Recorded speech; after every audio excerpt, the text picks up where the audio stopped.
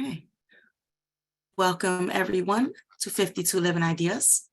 Today is our Sunday series with Bucky for Designers by Curt McNamara. He's going to get us started already with his presentation. So the format today will be similar to as we've done in the past.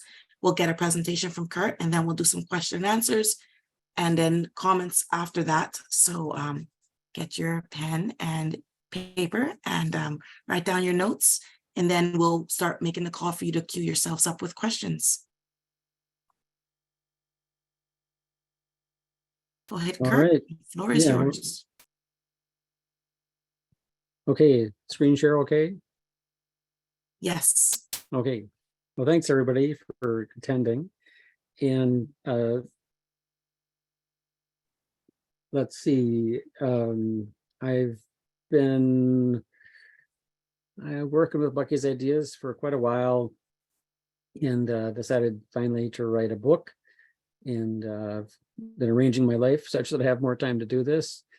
And in a conversation with Shrikant about 52 Living Ideas, and then in something that I coordinate called the Trim Tap Book Club, where we read books either by Bucky or about Bucky, talking about it, he was like, oh, why don't you present, on your first 4 chapters to 52 Living Ideas?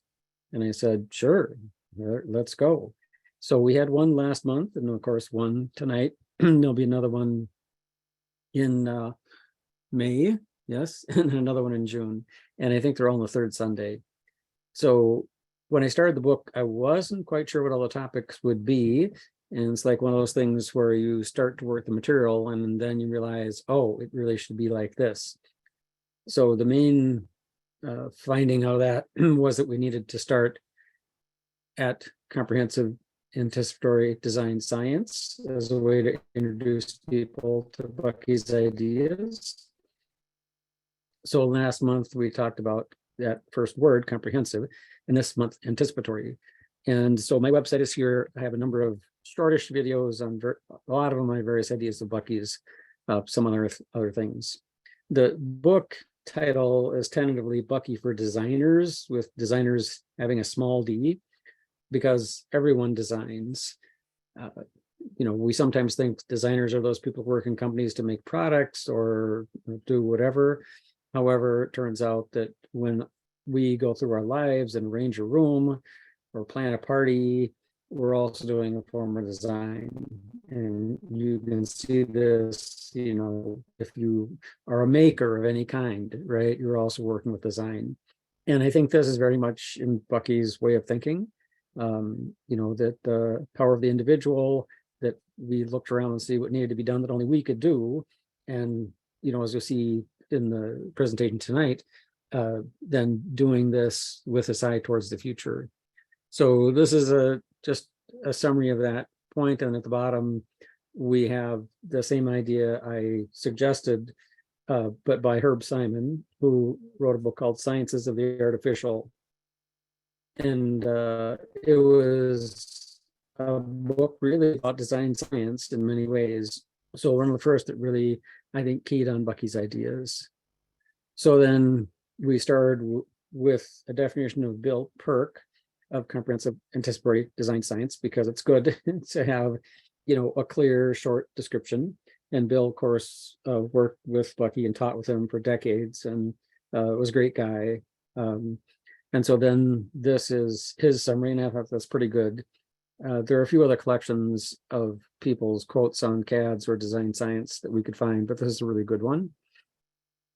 And so then one of the things that I first look at is, well, what did Bucky say about things like comprehensive? And I thought, what the best place to look would be Everything I Know. And some of you are aware that this is a series of lectures, videotaped lectures that are on YouTube, 42 hours worth. They were transcribed, and unfortunately somebody has put all those individual transcriptions together in a PDF you can search. And so then these were some of the phrases I picked out of Everything I Know.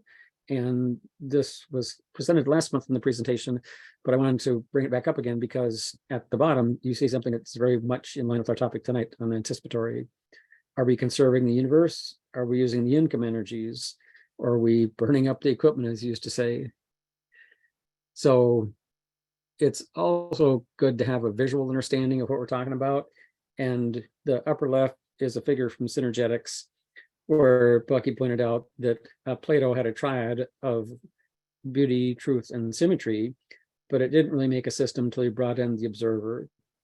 And such a good point, really good point. And so many people, including Richard on this call and the tetramine people and others, have worked extensively with the tetrahedron as the minimum system, something Bucky very much emphasized.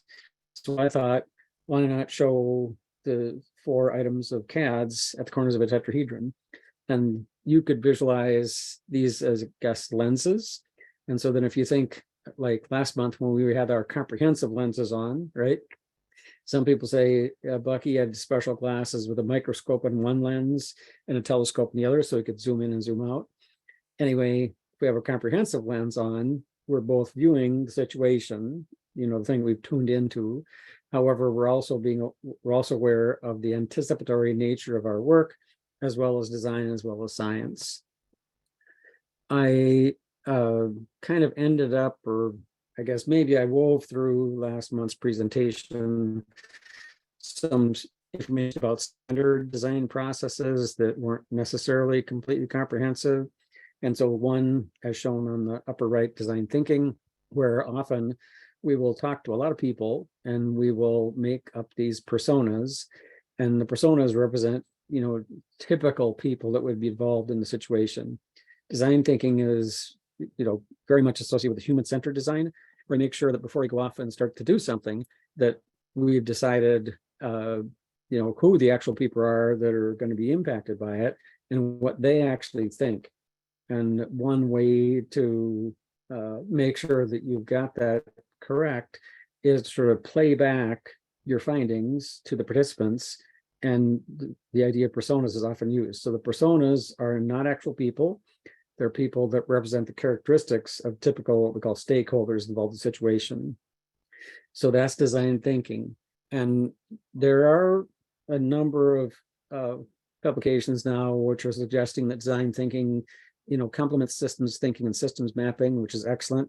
But once again, if we use Bucky's big picture view, it would tell us that we want to see the situation, right? Remember, if we're zoomed in to the situation of interest, we have excluded the larger systems, but we're completely aware of them. And we've also excluded the smaller systems. Once again, we're completely aware of them. The larger systems are around us, and the smaller systems maybe are inside us. And so there, we're aware of them. That's part of a comprehensive view. But it's not part of the actual design activity, if you will. So this illustration here on the top, the arrow that I show is just to represent the bigger system that's impacting what we're doing. And that is typically felt as some sort of force that impacts the situation we're on. And as a result of that force impacting our situation, it affects our behaviors. We're all, wired up to have these internal feedback loops, and we behave according to, a variety of things, including our beliefs and our goals. And so then when external forces are there present with us, we then have this sort of vector interaction that Bucky would call precession. And so we'll do something that Bucky said is actually at right angles to the situation. So that's what the top is showing, is that in design thinking, we might want to come up with some sort of a simple graphical way to illustrate the impact of larger systems. I also drew a pentagon around Sasha. And the reason is that it's good to remember that as individuals, we're also more or less polyhedral, right? We are obviously physically polyhedral because, you could draw a shape, points all around us, but we're also metaphysically polyhedral, meaning that we have a whole bunch of different things that we do and say and believe and act on, and they're connected together also in a three-dimensional polyhedral form. And so I'm just reminding us that that's what's really happening, is that force coming in is impacting Sasha at some point, right? Some point where she would either perceive or act, and then she has to react, and that results in what's called precession, the result of the external action and her internal loops and her internal structure. Okay, thanks for your patience with that, but I want to tie that together for last month. In a similar way, in the lower left, we have systems mapping, and this is also a really good way to look at situations, design situations.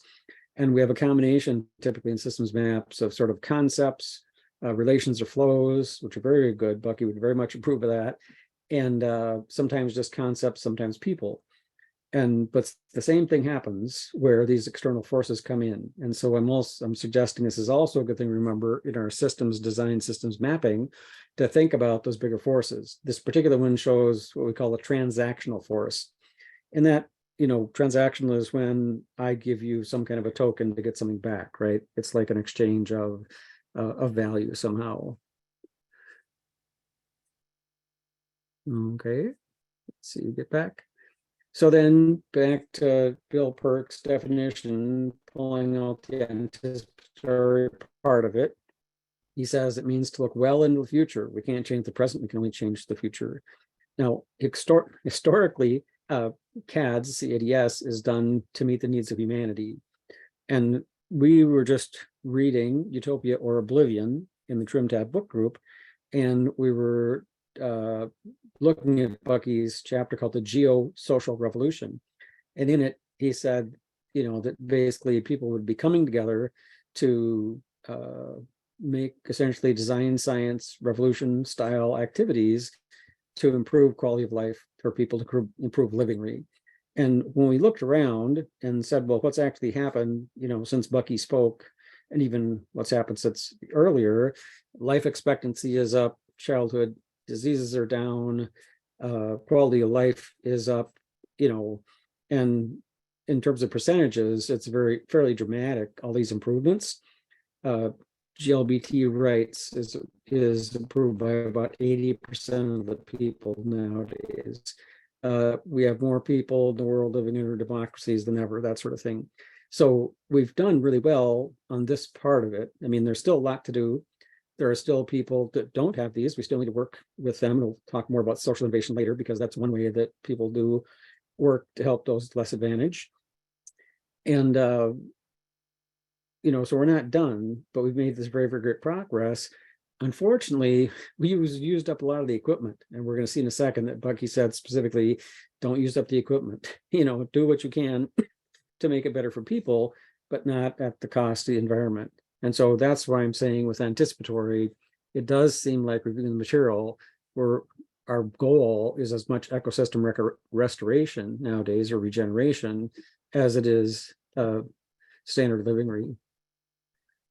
So then, once again, going back to everything I know and saying, well, what did he say about anticipatory? And, he talks about using resources and knowledge, okay?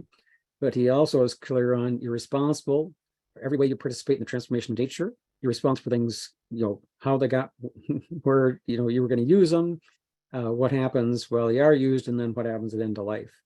You got to be responsible for the complete cycle. So once again, this is, very clear. Bucky's saying anticipation, we're looking forward because our design activities in the future, and we're working towards livingry, but it's crucial that we do it within the context of a functional Earth system. So then if we look at the overall of this, the summary of it, we're reminded that CADS, the process of comprehensive anticipatory design science, is value driven. We can be designers and make weapons, right? We can be designers and make things that are just for profit if they're not useful. But if we're going to work in CADS, we're working on things to increase livingry and also to enhance the ecosystem. That is partly what they call the planetary boundaries. Now, to learn how to do this, what do we study? Well, we study synergetics, because synergetics is the geometry of nature. So more on that shortly. And then another, very common way we learn about nature nowadays is called biomimicry, biomimetics, bio-inspired design. We are also need to become aware of what the various tools and approaches are for anticipatory design. And some of that is just seeing, well, what is going to happen, right? Like the trends that we see today, they're going to determine a lot of things about tomorrow. So they're not really a future that it's something we can see, not something we're designing for necessarily, or something we can really influence. But anticipation really is looking for those faint signals and doing the work we can to create this preferred future. And this preferred future, once again, is the livingry and regeneration of nature. And there are obviously, good ways to go through and get this kind of shared vision that we can do that.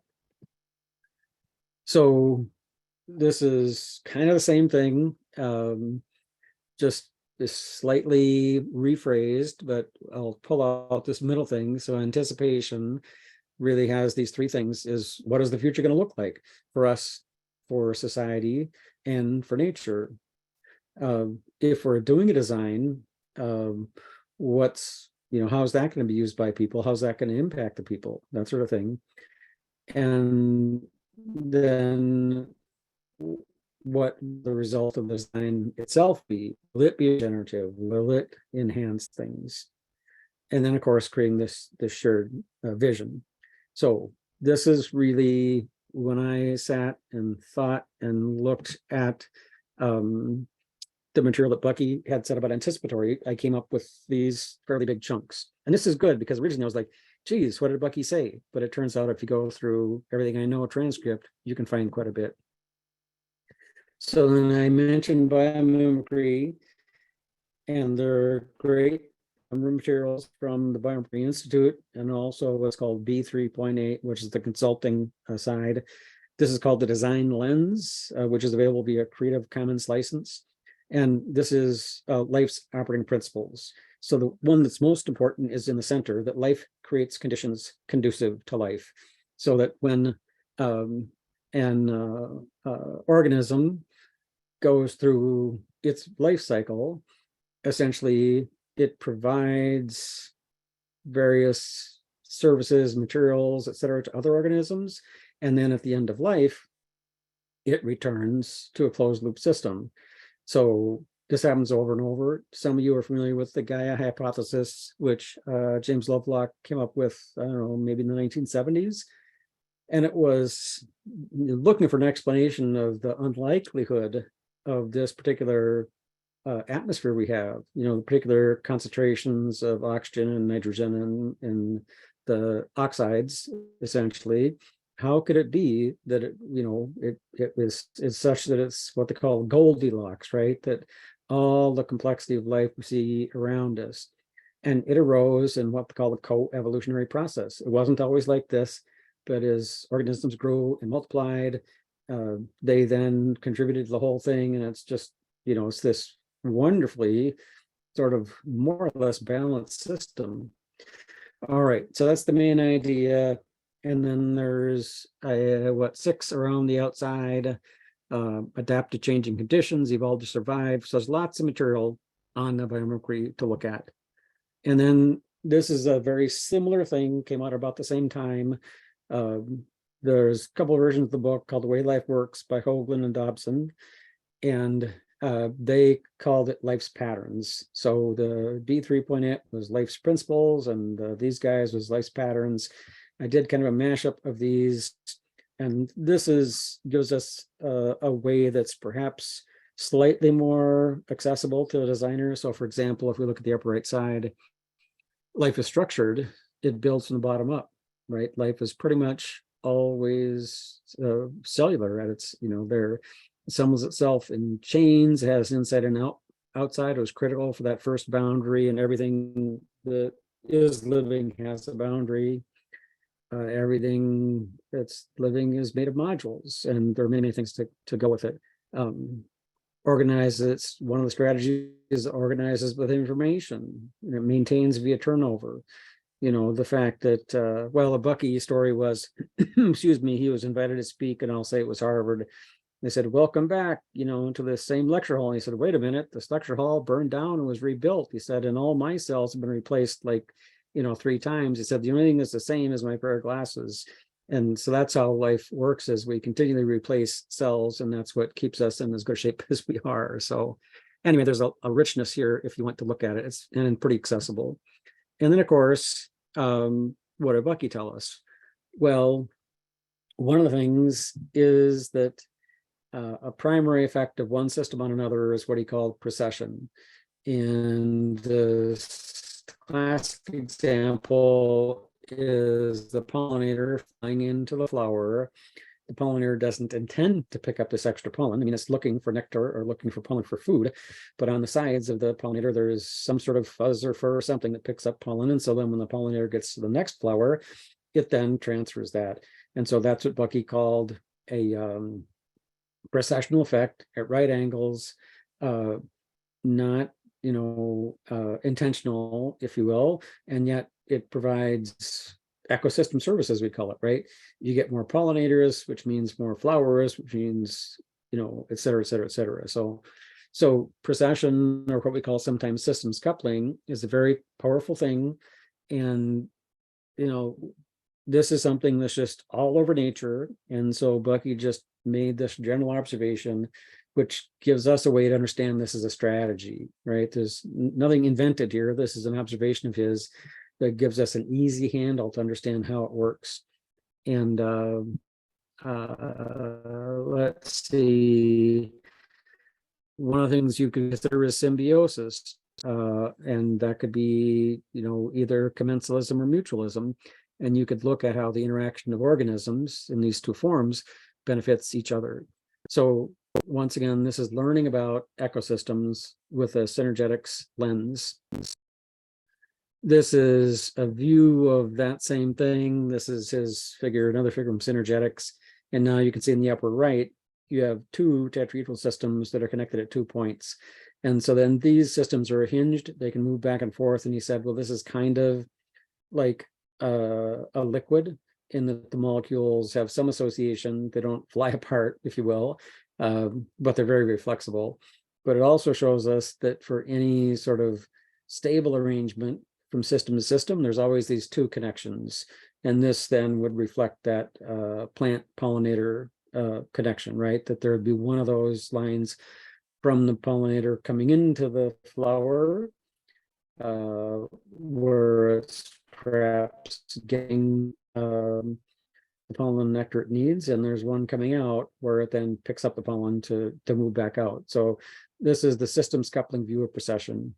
In the lower right, you see two tetrahedrons with a single connection. They can spin around freely, and he said this is more like a gas. And so we know that if this was the only connection we had between systems that we work with, there would basically be extractive, right? So this would be like us sucking fossil fuels out of the earth. It doesn't give anything back. So therefore it's not regenerative, it's not restorative. To make that lower right system, work within the bounds of nature, we need to add those additional connections. And then finally in the middle, he just shows that when you have at least 3 connections, the systems essentially come together as one larger system. And then this is using Zoom tool, which anybody can look at, or VZome, I should say. VZome is virtual Zoom. Anybody can just get and grab. It's free. It's easy to do it. And I was just trying to show how, like on the left, all the systems that we're talking about, when we build our models, sometimes they're like sort of perfect tetrahedrons, but in actual fact, everything in nature is very complex, very dynamic. It's coming in and out of existence, in nanoseconds.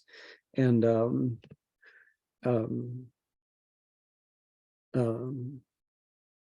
and then so this shows that, and then it just shows how this coupling, the 2 points of coupling, would happen between the smaller and the larger system.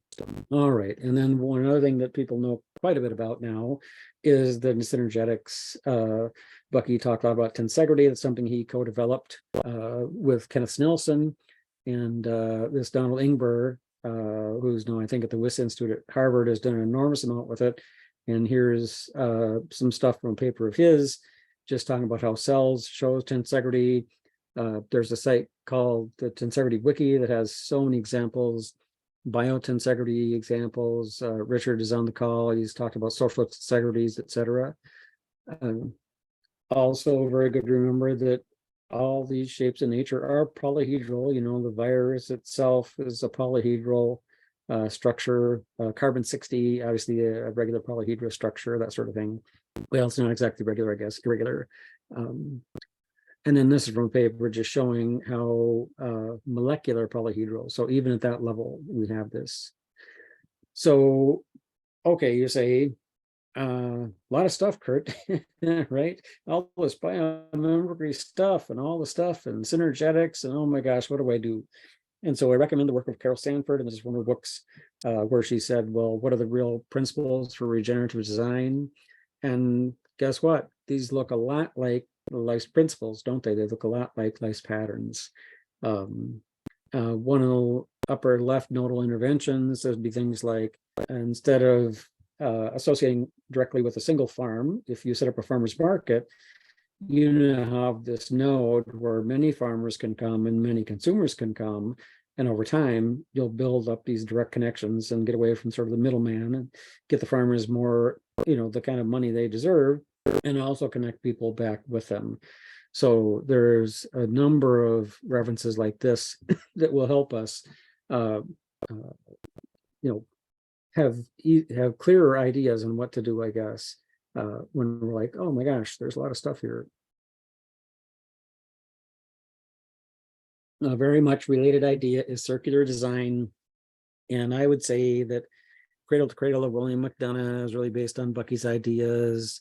And I think he would tell you that too, if you asked him. Industrial ecology, once again, also on his ideas, and pretty much all the circular design as well. So you have two different flows here. And on the left, you have one called the biological nutrient cycle, where things do get returned to earth and enhance the soil. And on the right side, you have the technical nutrient cycle, where everything that you use gets recycled and gets turned into new products. And this is more or less cradle to cradle, but a more visual representation of it. And it's one of the things up on the Ellen MacArthur Foundation site for circular design. It's just chock-a-block full of wonderful resources for you.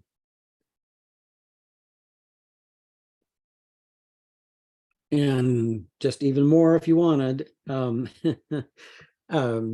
So this is just a mind map showing the sort of same kind of a thing that was there, but with a few more things that came from looking at the materials up on the Ellen MacArthur's circular design website. So then in summary, synergetics in natural systems, we remember that all systems are held together as tensegrities. They're also polyhedral, they're closed in space. Their relations are dynamic, they're not fixed, and they're all coupled to and interacting with other systems. So it's just this sense of liveness, you know, like Bucky said, I seem to be a verb. And it's not just all that stuff in nature, it's us and our thoughts and our social connections, right? Another subtitle of the synergetics is geometry of thinking. And this has many lessons for us. Okay, so now we're going to talk about the future a little bit. And what do we know about the future? Well, it just happens, right? And so sometimes we are pretty sure we can see it because we see the trends. And so an example would be a thing called Moore's Law, which says that, you know, every so often we double the amount of transistors on a wafer by, you know, reducing their size or some other aspect of them. And then this doubling rate just happens and happens, and I think it becomes exponential. And so we can look at it and say, well, yep, we know that that's happened, you know, pretty much over and over again. And so look in the future, that's just going to happen. So that's not exactly futuring. That's sort of the future that exists right now today.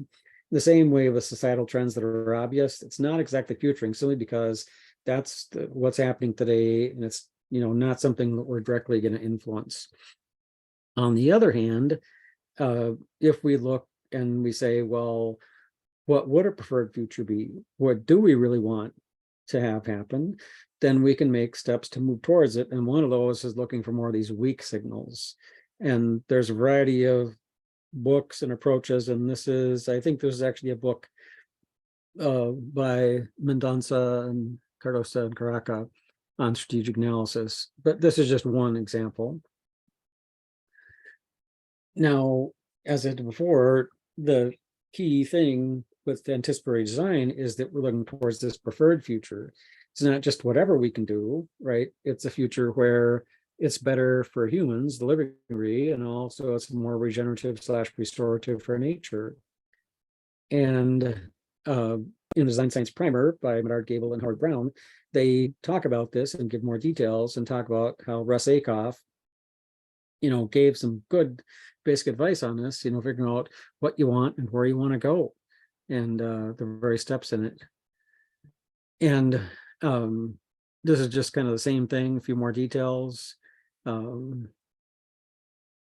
It's essential in order to plan for the future to define a preferred state for society. And what does that mean? It means we need a set of values, and it can't be just my values, right? It's not going to work. It can't even be all of us in the meetup. It's got to be enough people to sort of buy in and make sense for this change to happen. It doesn't have to be 100% of people. They say that you can change society effectively with 25% of the folks, and you can start new things with a much smaller number. But you need to have all those people involved in deciding what you're going to do and what that future is going to look like. So at the top are some things that came out of the Design Science Primer, and it said some of the values they wanted to work towards were harmony with nature, interdependence, and cultural diversity. And on the bottom is just a more general treatment of how we view value. And sometimes value is, oh, this thing is worth something. It has value because of it. But we're talking about the metaphysical or interpersonal value, right? And the interesting thing I thought out of this was, are values an end goal or a means goal? And I would assert that Bucky would say they're means goals, right? So they're not a fixed, perfect state. They're more, how can we move continually towards, right, better knowledge, better interdependence, better interrelations with nature. So once again, it's like, okay, a lot of stuff, Mr. McNamara. Where do we go here? So it turns out that many of the things we're describing in preferred futures are a little less technology, and they're a little more how people come together and do stuff. And they're sometimes called social innovations. And so this is a pretty good book, The Intergalactic Design Guide, on design principles for social innovation. And guess what? This is very Bucky-esque, how people see themselves. We're working towards increasing human capacity. We're involved in creating and not problem solving. We're enhancing networks and communication. So same thing. So as you can see, as I go through here, what I'm explaining is things that we know today and we're aware of are really the same sorts of things Bucky talked about. He gave us a framework. And if we want to go back and use his comprehensive framework, which ties things together in a better way, I think, than anything else, it's helpful to see how it actually relates and ties into all these things that are out there today. Another one would be the chapter on flow by John Thackeray's book In the Bubble. And, for one, once again, these same kind of things, it would sound very familiar to a Bucky person, from designing for people to designing with us, right? That's got to be a thing in preferred futures. From design as a project to design as a service. So once again, maybe just making this verbify and just making things all over and over. From science fiction to social fiction. That's like the thing we just talked about before. And interestingly enough, echoing Bucky's idea on, I seem to be a verb and all the relations are dynamic. The upper right, the space that flows, it's not just information, people are flowing, right? And in fact, they're migrating because of climate. And that's one of the things that we can be working on in our preferred futures. Materials, sound, symbols, and capital is also flowing. So in summary, what we're saying is to work in an anticipatory way, we need this knowledge of nature, which comes from synergetics, also from biomimicry, and also from principles of regeneration or restoration. We need to know something of futures thinking. And we've talked about trends and weak signals, societal forces. There's a bunch of other stuff I was tempted to put in here, so I'll just mention a couple. So one is called backcasting.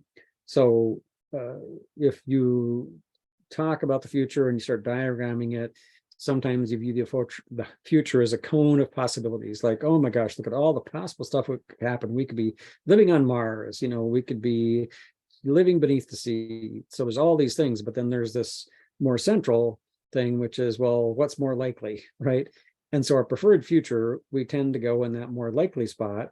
And we say, well, okay, in the future, in the cone, in this more likely spot, where we have this, better way of associating and getting together and exchanging, what are the elements, sort of the weak signals, what are the things today that we could give energy to, that we could promote, that we could, grow up, that would then become what we want in the future. And so the backcasting is, you have your vision, and then you say, what are the seeds that are the present today that we can feed with it?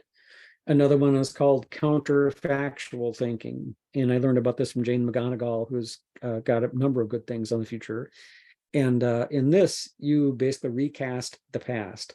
So many people, when they think about the future, the way they think is, well, I know how things were like in the past and know how they are today. So therefore, the future is going to be the same, right, as the past to the present is. And of course, it's not going to happen, right? Things are going to change. And one of the ways we get stuck with thinking that the future is kind of like the past is we might have had a past experience that wasn't what we liked. But counterfactual thinking says we can reframe that. Like, instead of saying, well, I tried that once and I failed, I'm no good at that. You can instead say, well, that was great. You were brave. You tried that thing. You got going on it. What else could you learn from that experience? And how would you do it differently to do a thing better? And so by counterfactual, you can actually rewire essentially your knowledge of the past to help you create a new future. So there are a number of things like this that we can bring in. And then this anticipation, where we start to talk about, well, what is the future we actually prefer?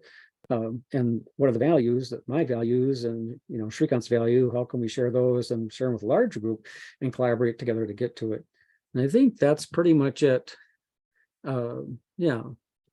So shared vision and a preferred future, and it's going to have to be regenerative to make it to work. That may mean social design, and obviously there's going to be a transition, right? There's going to be a new system coming in, old system coming out, and once again, there's tons and tons of good information about this out there. All right, that's pretty much what I have. So I'm going to stop sharing and we'll go back to the group. That was great. Thank you, Curt, for that. Folks, if you have questions, please go ahead and type the exclamation mark in the chat and we can pose our questions on anything that you saw here today in the slides. And I will start first here with Joe. Go ahead, Joe.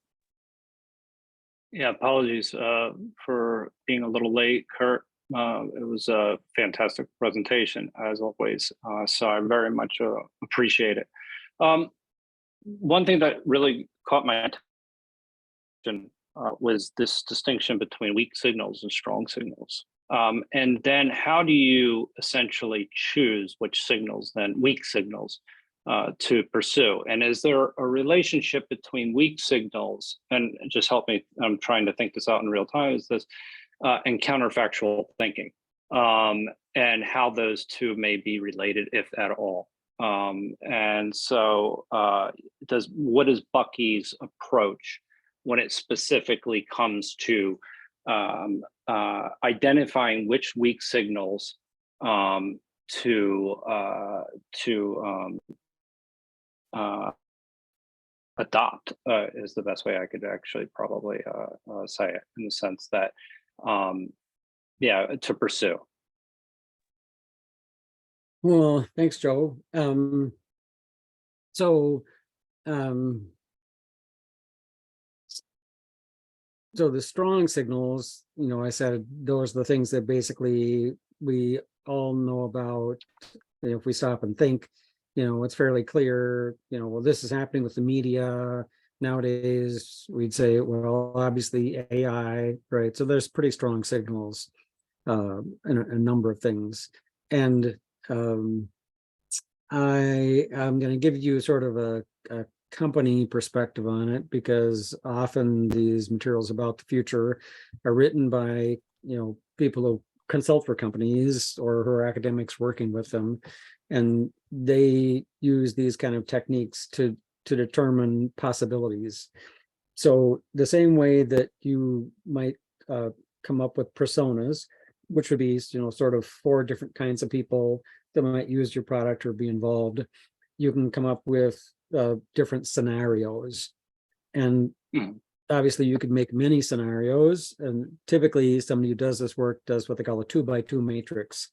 And a familiar one would be, the future is going to be high tech versus the high future is going to be high touch.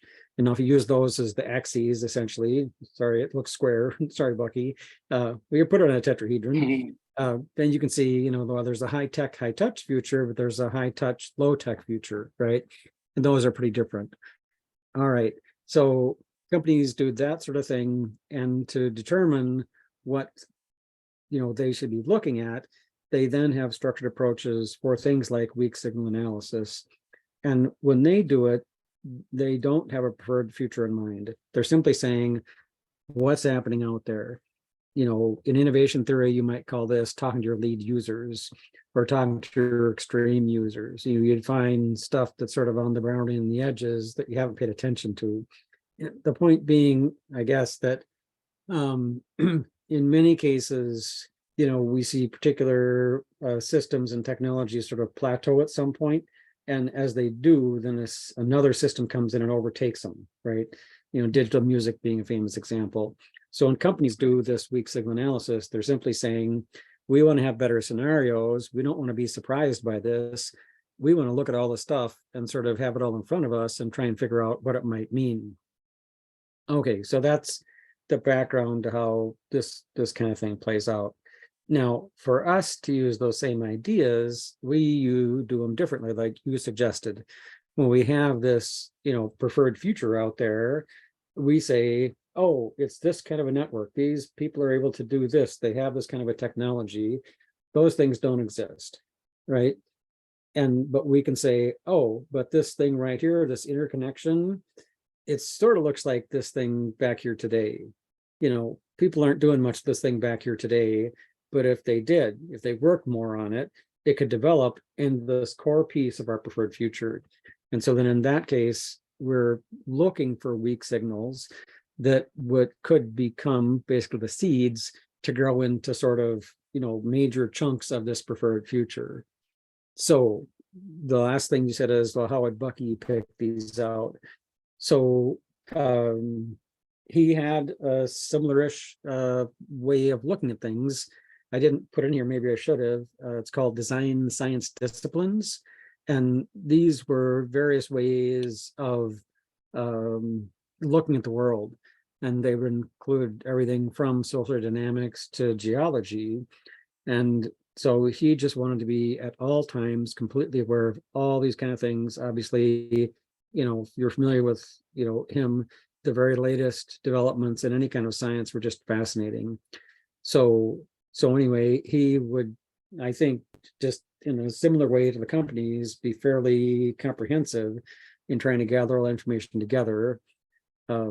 In terms of the design, well, so haven't really got there yet, but the next session will be on design/design science to say, well, what did Bucky, say about the, creation of artifacts and via design science, and what would that mean about working today, right? I mean, he famously said, I figured out that if I try to change things today, I got all kind of resistance, but if I worked 50 years in the future, right, then I didn't get any. So he tried to develop things that were so far out in the future, nobody would oppose them. But then by having developed them, then those decades later, they'd be adopted, because guess what? This thing's all been laid out for us. This guy figured it out, 30 years ago. So I'm dancing around the question a little bit, partly because, we haven't quite got there. But I think the key things would be this comprehensive looking through the design science disciplines, and this idea of deliberately, working far enough ahead. And then, of course, the idea of livingry.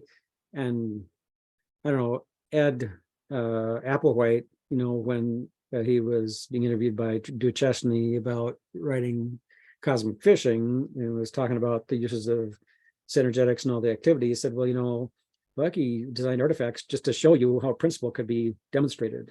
That was really what he was up to. He was just trying to get you to understand, oh my gosh, if I understand this stuff, I can make all these other things. It wasn't that the dome or the car or anything was like the be all and end all. It was like, oh no, I'm just showing you guys that if you use this kind of stuff, this way of thinking, you can make these really cool things. No, I'm really dancing around, Joe, but it was a great question. No, you're not. No, I mean, I don't think you did at all. I think that the really important point, just to reiterate, is this how values actually link to weak signals, and essentially that could be a prioritization mechanism when you're looking at weak signals, and that's something that we should always be thinking about, right? And so that element of it was, it was something that and the other aspect of it, I was thinking in terms of just I was looking at some things earlier today, like in terms of supply chain and how you would actually choose what would be an optimization. How would you optimize a supply chain based on different signals and different types of information? And that's just, I'm still learning about that, but and it kind of speaks to one of your other designs that you shared in the past, is the as far as the individual in a home, and as far as the supermarket, I think it was the other example.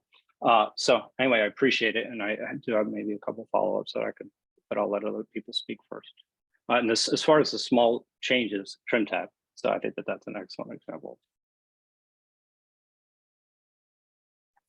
I was thinking that as well, Joe. Thank you. Thank you, Curt. That was great explanation for that question. And thank you, Joe, for it. Next up, I have Shikant. Hi, Shikant. Curt, if you wanted to explain to somebody who is not familiar with Bucky, what is Bucky's unique approach to future? How does Bucky think about future, which is different from how most people think about future? What would you say? Well, Bucky pretty much, I shouldn't say he created futures thinking, but I mean, he was talking about futures thinking, actually late 20s, but very clearly, right, in World War II era. And so then you can pretty much say he was the first futurist, right? So, so then, all kinds of stuff, came out of his initial thoughts. So that would be one thing, but maybe it's not that useful because somebody who's not familiar with that or doesn't have the interest in the historical perspective, it doesn't really make sense. So even though it's, a true answer, it may not be a good answer. So what we can say is that Bucky's, lifelong commitment was towards livingry, right? Which is the betterment of humanity and nature. And he continually contrasted that to weaponry, which, a very large amount of our funds, our tax dollars, still go towards weaponry that has some spill-offs, technologically, but generally speaking, most of it isn't. We get a much better bang for a buck just doing pure science, right? So the first thing would be he was always working in the future, and he was doing it with the focus on livingry, or betterment of all humanity and nature. And that meant that his actions were always value driven. So you might talk to somebody about futures today that's just interested in, how do I manage the future to make my company more profitable? This is just not a thing Bucky had any interest in. It's like, I mean, if your company could help livingry, then maybe he would be involved in it, but not. So it was, I think, primarily the value driven part of it, I would say. And then, of course, the other one I mentioned was just the idea that you should just start working 50 years out, right? I don't think we can go quite that far nowadays, right? I think, I don't know, 50 years out is a long time, but maybe we should still work on 50-year out artifacts that'll actually come to fruition faster. I just think we need, better, faster, more action now on some of the really critical stuff. So those would be the key things, I think. And then, as to how to get there, Joe brought up an extremely good point, which we didn't talk about today. We talked about the one idea of Bucky's, the systems coupling your procession as a way of systems change. We didn't talk about trim tab. We didn't talk about creating new model. Those things will come in the next one. But basically, he gave us a comprehensive set of ways, to make these small changes towards the future, or to just create this entire new system, right? Because we couldn't trim tab, the fossil fuel ocean liner, we can trim tab it all we want, but we need something entirely different, right, to get off that boat, I think. Thanks, Curt. Thank you. We just did this past Wednesday, we did a whole discussion on the trim tab. So it's really nice coming into this because it just ties beautifully. I wanted to ask you, you brought up livingry a few times here, and livingry is a Bucky word. Can you describe that a little bit more for folks? Well, he felt that, I guess we back up and say, what's the bigger picture? The bigger picture is he felt that if humanity had better artifacts, which meant they could more easily provide for themselves, right? That they could more easily feed and clothe and heat themselves, then their behavior would change. And that was the way society would change. And he believed that trying to change it through politics was not a good investment of your time. And there's, interestingly enough, when we were reviewing this, his view of this was in Utopia or Oblivion, the book Utopia or Oblivion, he called this the geosocial revolution, where we worked on increasing livingry. And but to your question, specifically, he saw the political side and the military industrial complex investing all kinds of money into killing people, right? Essentially, or weaponry. And so he said, well, there's an opposite side, which is making life better for people. That's livingry, right? And so it's those things that make it easier to live, heat your house, pay your bills, do whatever. So all those things, human needs, which not just the physical ones, but metaphysical ones as well, he would view as livingry and things that our design should work towards, as opposed to designs that were done for, profit or coolness or whatever. So, yeah. Awesome, thank you. Yes, I like the use of livingry. He uses it like to directly contrast weaponry or killingry, and I just think that creates such a powerful image for us to help us if you're struggling with the shift there in mind focus. That does a really nice job of juxtaposition in it. Thank you. I have Joe up again. Hey, Joe.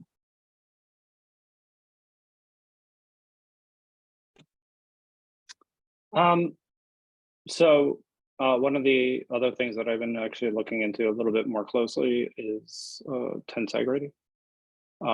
So how tensegrity actually relates to the supply chain model.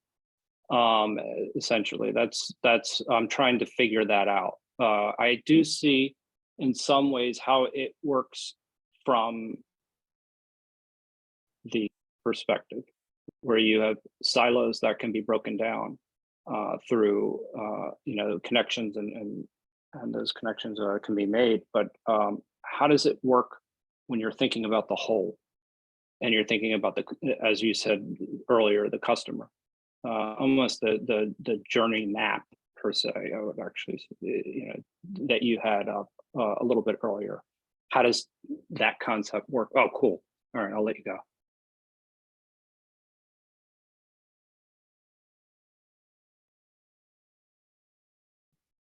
Okay, I can't hear. so it's good to remember sort of a classic example of Bucky's precession, which is, the moon orbiting the Earth. And of course, this could be the Earth orbiting the sun. And how does it happen that this orbit, it's been, well, it changes a little bit, but remarkably stable for just, millennia, right? Well, because it's this balance of forces, and there's this force pulling the moon in, right? If there wasn't a counterbalance, the moon would have crashed in the Earth and we'd be crackers, right? Because it'd throw our orbit off and that'd be the end of stuff. But the moon also doesn't fly away, right? At any point in time, if it didn't have that tether of gravity, it would fly away, it'd be gone, and we'd never see the moon again, right? So what's happening is there's this continual math operation where the force in and the force flying away balance into what becomes the orbit, and that's the precession, which that's how we called it right angles, right? Because the orbit is at right angles to the gravity pulling it in. So that's one way to view it, is essentially as precession as these coupled forces, as the the tension pulling it in and the compression. I always mess these up, by the way, Joe, causing it to fly away. But they're balanced, and if a balance goes off a little bit, it's no longer stable. And now we do this too, right? Metaphysically, I orbit Bucky, right? All the time I'm orbiting Bucky as well as other stuff. I'm not crashing into him. Like, I can talk to you about other stuff. I actually do other things in my life, right? But I have this really, this ongoing thing. And I don't also just sort of say, well, now I'm tired of him, now I'm going to fly off to something else. I just keep orbiting Bucky, right, metaphysically. So maybe that helps, that it's a combination of these two forces to give you that. I don't know if you want to really call it a balance, but.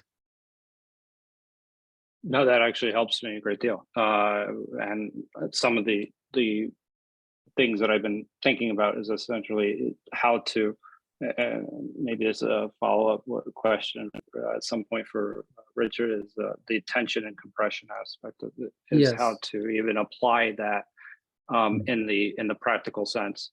Mm-hmm. I mean, I've been doing it through kind of just, again, inter-organizational connections.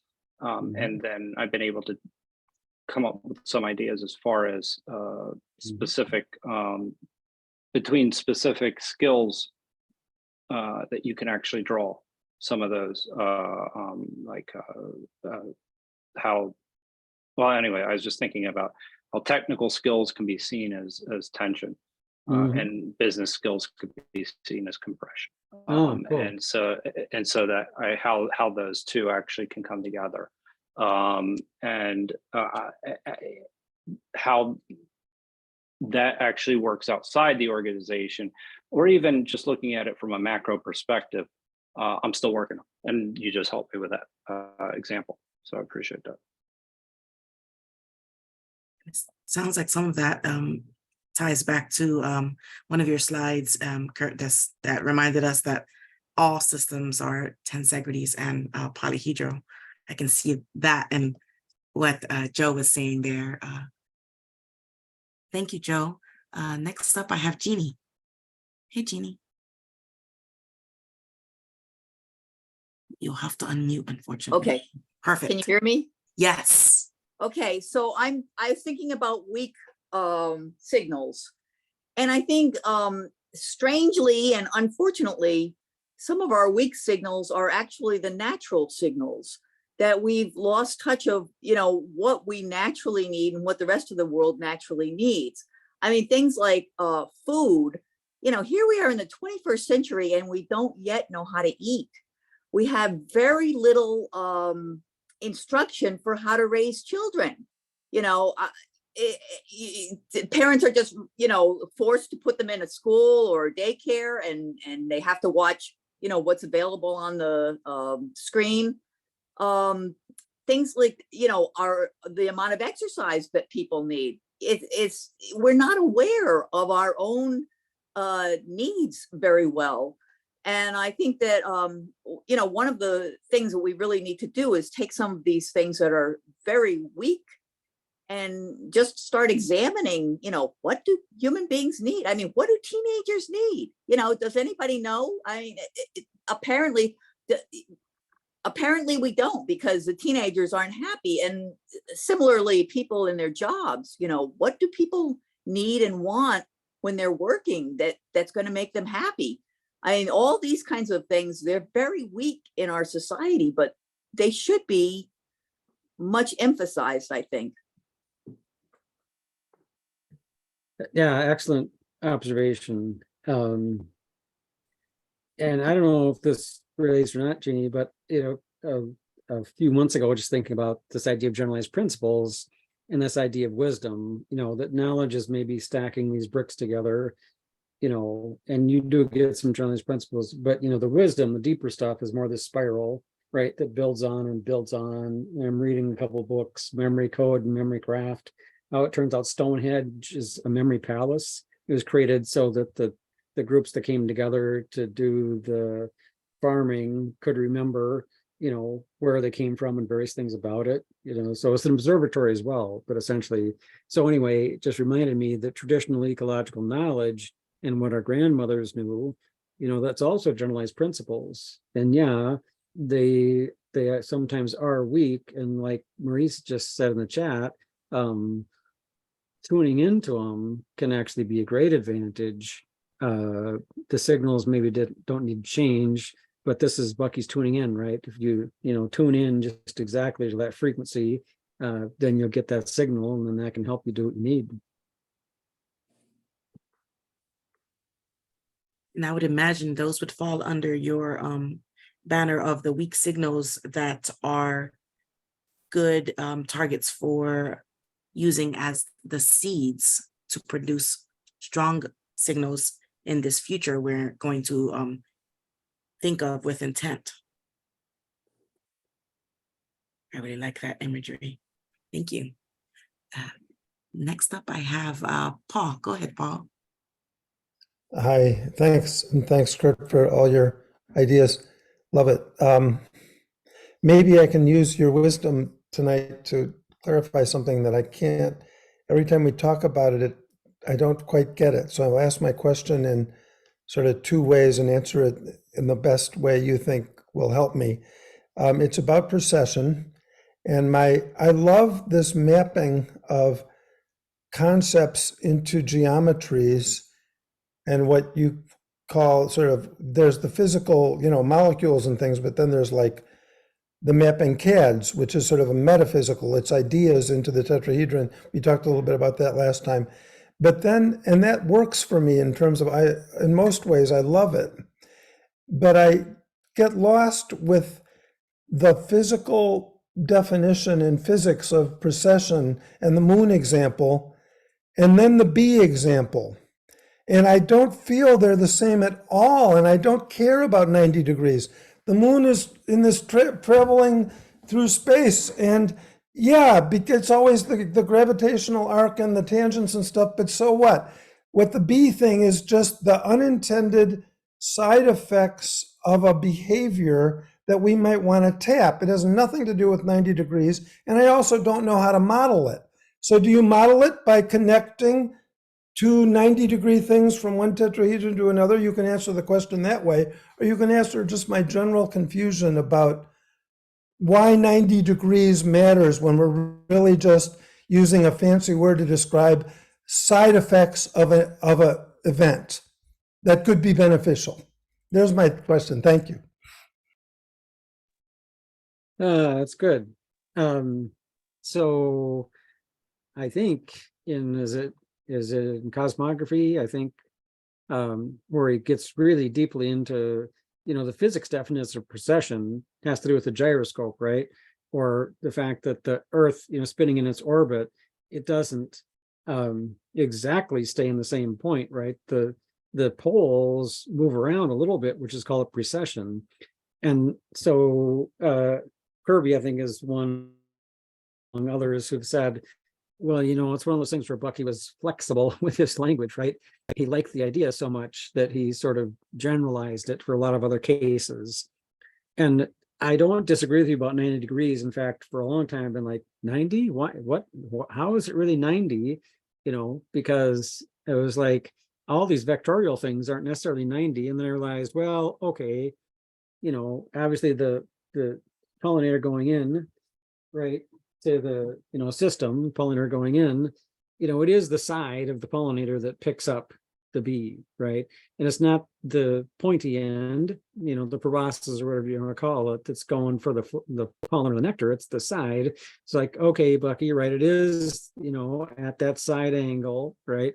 And I finally understood how the 90 degrees came out of the orbit as well. It took me quite a while. So I do agree that I think the 90-degree aspect of it is confusing. And I now kind of understand how he uses it. But yeah, I think you're correct in that, you know, his phrase of side effects are often the most significant effects. You know, that just makes sense to people, right? That, you know, like his quote, I often found out where I needed to go by going somewhere else, right? Oh, Jeannie's saying no. Come on. Okay, Jeannie, tell us more.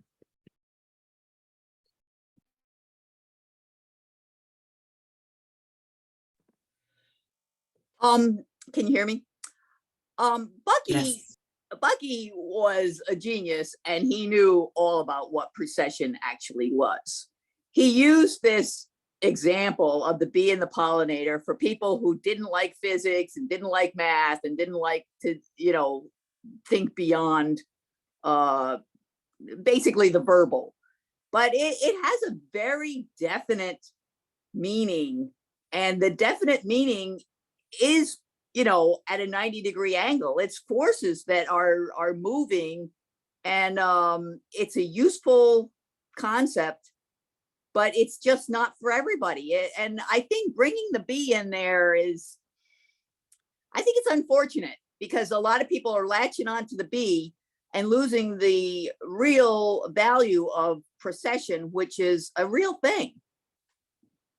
I Well, think, what is the you know, value what I as a told design concept? I still want to know it then. what I told Joe was, it's more like the martial arts, where you're taking the forces that somebody is, you know, somebody's going at you, and you're taking their force and you're pushing it so that they are now stumbling over themselves. I mean, it's much more like that than the bee, and it's just the bee is, it's unfortunate. It's I think it's wrong to bring it up in there. That's also very good.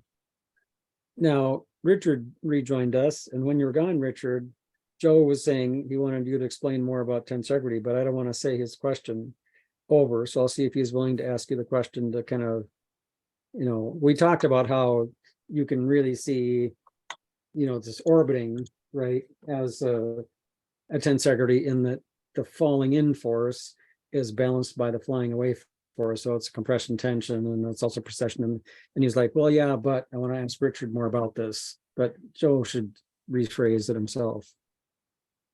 Yeah, no, so I think that the way I'm approaching it is essentially I was trying to apply tensegrity using your model as well. You know, that the whole systems model that you actually presented a few weeks ago. And then it's able to be mapped pretty easily to me within a organizational context, where you're looking at certain types of skills as tension, depending on the value of the value of the entity. I'll just say that you would say that a technical skills would be seen as a tension, and that the back office operations would be seen as compression, and that balance is important to strike, right? Because how you would balance the idea of what you're spending on, and I hate to make this so this is how I'm thinking, how it would actually impact overhead. So that this you're looking for the right balance, right? You don't want to necessarily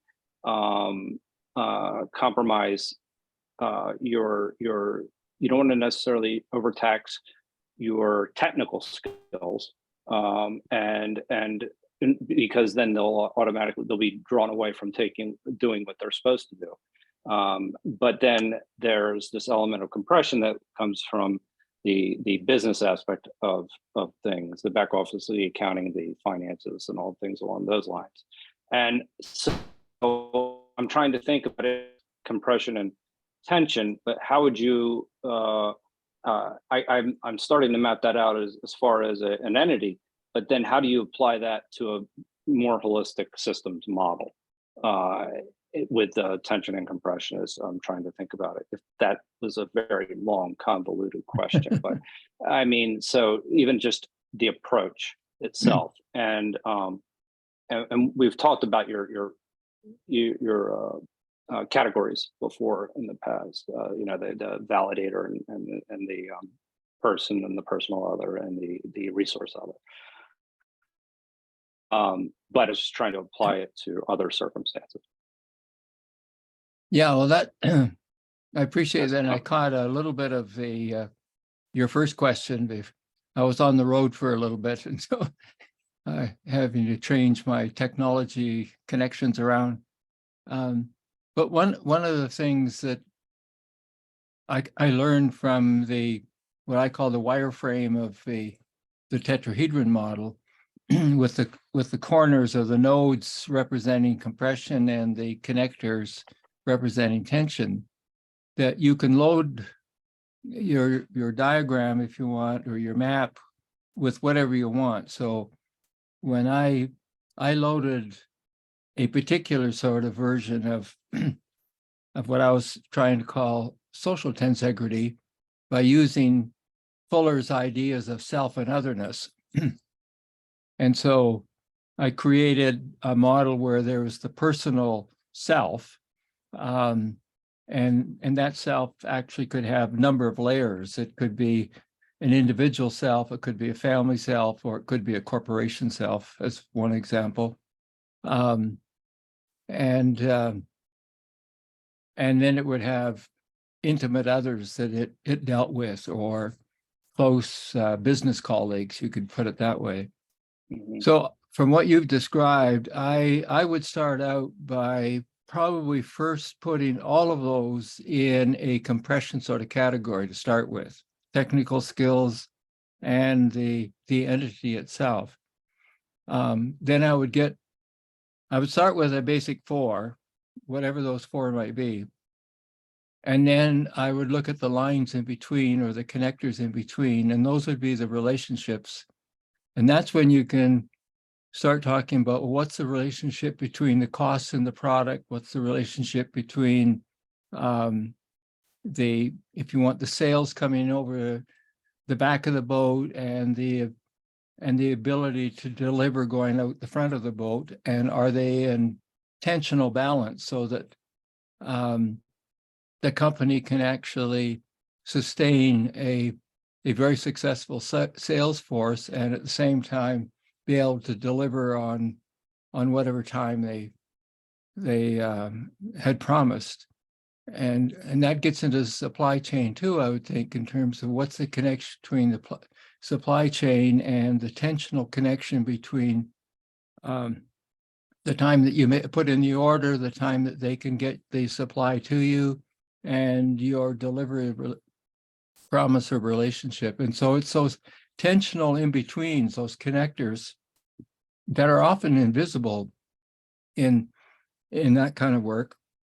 And they're not like a suspension bridge with columns and cables that you can actually see. And they're not really like the human anatomy, where you can see the bone structure and the ligaments and how they work together. You can't really see some of these relationship connections between the entities in a corporation or in another kind of social system. I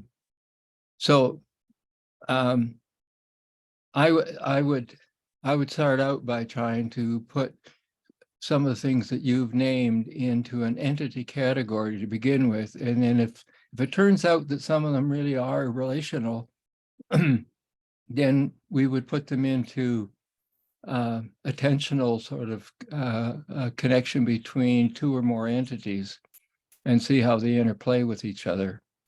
So that's a starting point in terms of taking the tetrahedral model and moving it away from the particular social tensegrity mapping that I was trying out and put it over now into, say, a corporate kind of system and see what are the entities and how are they interconnected with each other. All the way from how does the board interconnect with the CEO with the staff, and you could have the and how the staff are interconnected with the lives that they live at home, and whether or not those connections, for example, have any bearing on the attention or the attitude that the corporate CEO gives to them, or is it a pure sort of economic kind of relationship that says when you come to work for us at 9 o'clock in the morning, you leave all your personal life at home and we don't care about it. We just do your job. And so that by mapping the corporation in the way that I was suggesting, you'd end up beginning to see that the relationship between the employer and the employee's personal life do matter. And they may in fact be impacting on the bottom line of the company in a way that the company didn't think it was. In fact, they thought they were probably making good profit by telling people to leave their personal lives at home. So there's a start on that.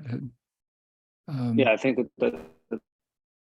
yeah, that's very helpful. So, I mean, in the sense that first you're defining the relationship, then you're defining the tension, and then third, you're kind of looking at external factors that actually could impact that tension, and those would be the leaky corners. So the idea, say, that you're leaving your personal life at home, you'd want somebody to maybe have more vacation time. I mean, and I'm just throwing examples. Yeah, that exactly. So that therefore there's an optimum balance within that. So as opposed to, like, you know, burning your people out, that you would actually then have a way of figuring out, you know, what's the right balance. And so that can be applied. It and again, I'm doing this in a very micro way because of just the way I'm starting out. But you can do this with higher level values that we were talking about, that Curt was talking about. Curt the whole time was talking about this evening, in the sense of in the context of livingry, or, you know, and how we have higher level values and approaches. So that's a much harder problem, but it's one that it allows you to ask the right questions. So yeah, and it's one of the things that I've been finding, that very often we tend to ask entity questions. In other words, we might say, you know, how are you doing today, or what's life like today, or how are you feeling today, which is quite different than saying, what's the relationship between you and your workplace today, or what's the relationship between you and your sick child at home, and its connection to how you can perform today at work. So I'm asking about the tensional sort of dynamic between two or more entities, rather than going straight at the entity and saying, tell me, you know, are you feeling good? Are you feeling depressed? Are you feeling upset? I would search for the relationship between two or more entities to begin with. And that's actually how John and Yoshimi actually approached their, when they ask a CEO, they'll ask, how do you want to be approached? Which is a much more macro approach, versus an entity level approach would be, what do you, what was the example you just provided? Essentially task level, I'll just say that. Yeah. You know, so. I think what's hard in our kind of work, like the corporation work, or even the social context that I've worked in over the years, it's hard if you can't see the cable between the pillars. It's hard to sort of formulate a question that is focused on the relationship, because you have to visualize it with your own metaphor if you want. And then you can stay focused and say, well, what I want to know is something about the relationship between you and her, or you and them, or you know, the company and its customers. And then we can get a sense of the two-wayness. How is the customer relating to the company or the product that the company is producing, and how is the company relating to the customer in terms of customer service and that sort of thing. But what's the relationship between the product maker and the product consumer? And then that's kind of almost getting the metaphor aspect of it would be topographical, and the other aspect of it would be topological, when you actually go to the idea that you're looking for the spiral, the interconnectedness between everything. So yeah, that makes more sense. And when you bring in what Curt was talking about in terms of the anticipatory science being value driven, and I'm always thinking in terms of now the value driven has to have a certain kind of value driven bottom line, if you want. And we, on the livingry side, we're always talking about the value driven that's going to benefit 100% of humanity, as opposed to the value driven of a company that says we're going to maximize the profit for the shareholder. Now, if you put those two values in what I would call the validator node, then you can see whether or not the way they relate to the other nodes, whether they are compatible or incompatible, and whether they're creating the right kind of tension in the whole system to deliver whatever it is they want. Or is the tension such that in order to make the profit, let's say, just using that as an example, you have to pay low wages, you have to do whatever might be a disadvantage to the employee. And so that's that. To me, the validators in our systems, whether it's a personal system or a corporate system or a societal system, are the governors. They sort of are the drivers of how the organization will behave to me as an employee, and my validator will govern how I'm going to relate to the employer. And if we're compatible, have more or less the same values, then it's going to be a good relationship. But if I think that the employer is stepping on one of my important values, and the employer is saying, I'm violating an important value of the company, then there's going to be a conflictual relationship, and the tension is going to be stressful as opposed to dynamical and profitable or fruitful.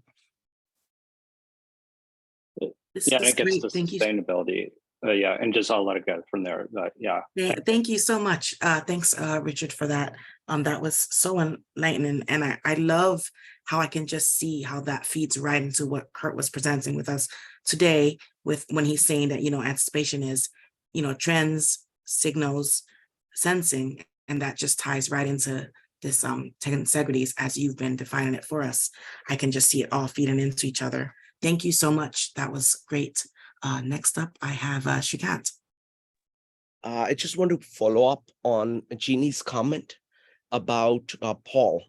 So Paul, what Bucky is trying to do is something really difficult, something quite magnificent. What he's trying to do is that he's taking the entire understanding of how mathematics and physics works, understand it in real terms. So for example, this perpendicular angle is core part of the mathematics and physics. You can't have it without this understanding of perpendicular. It comes from the fact that, as Jeannie's saying, you can look at it in the jiu-jitsu context. You're pushing something in one direction. Anything that is perpendicular to it, there is no force on it.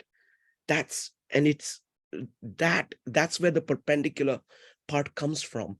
So in order to get the full benefit of what Bucky is doing, you have to take the time to commune with all the metaphors he's using. He's basically taking geometry and he is expanding it into the metaphysical domains.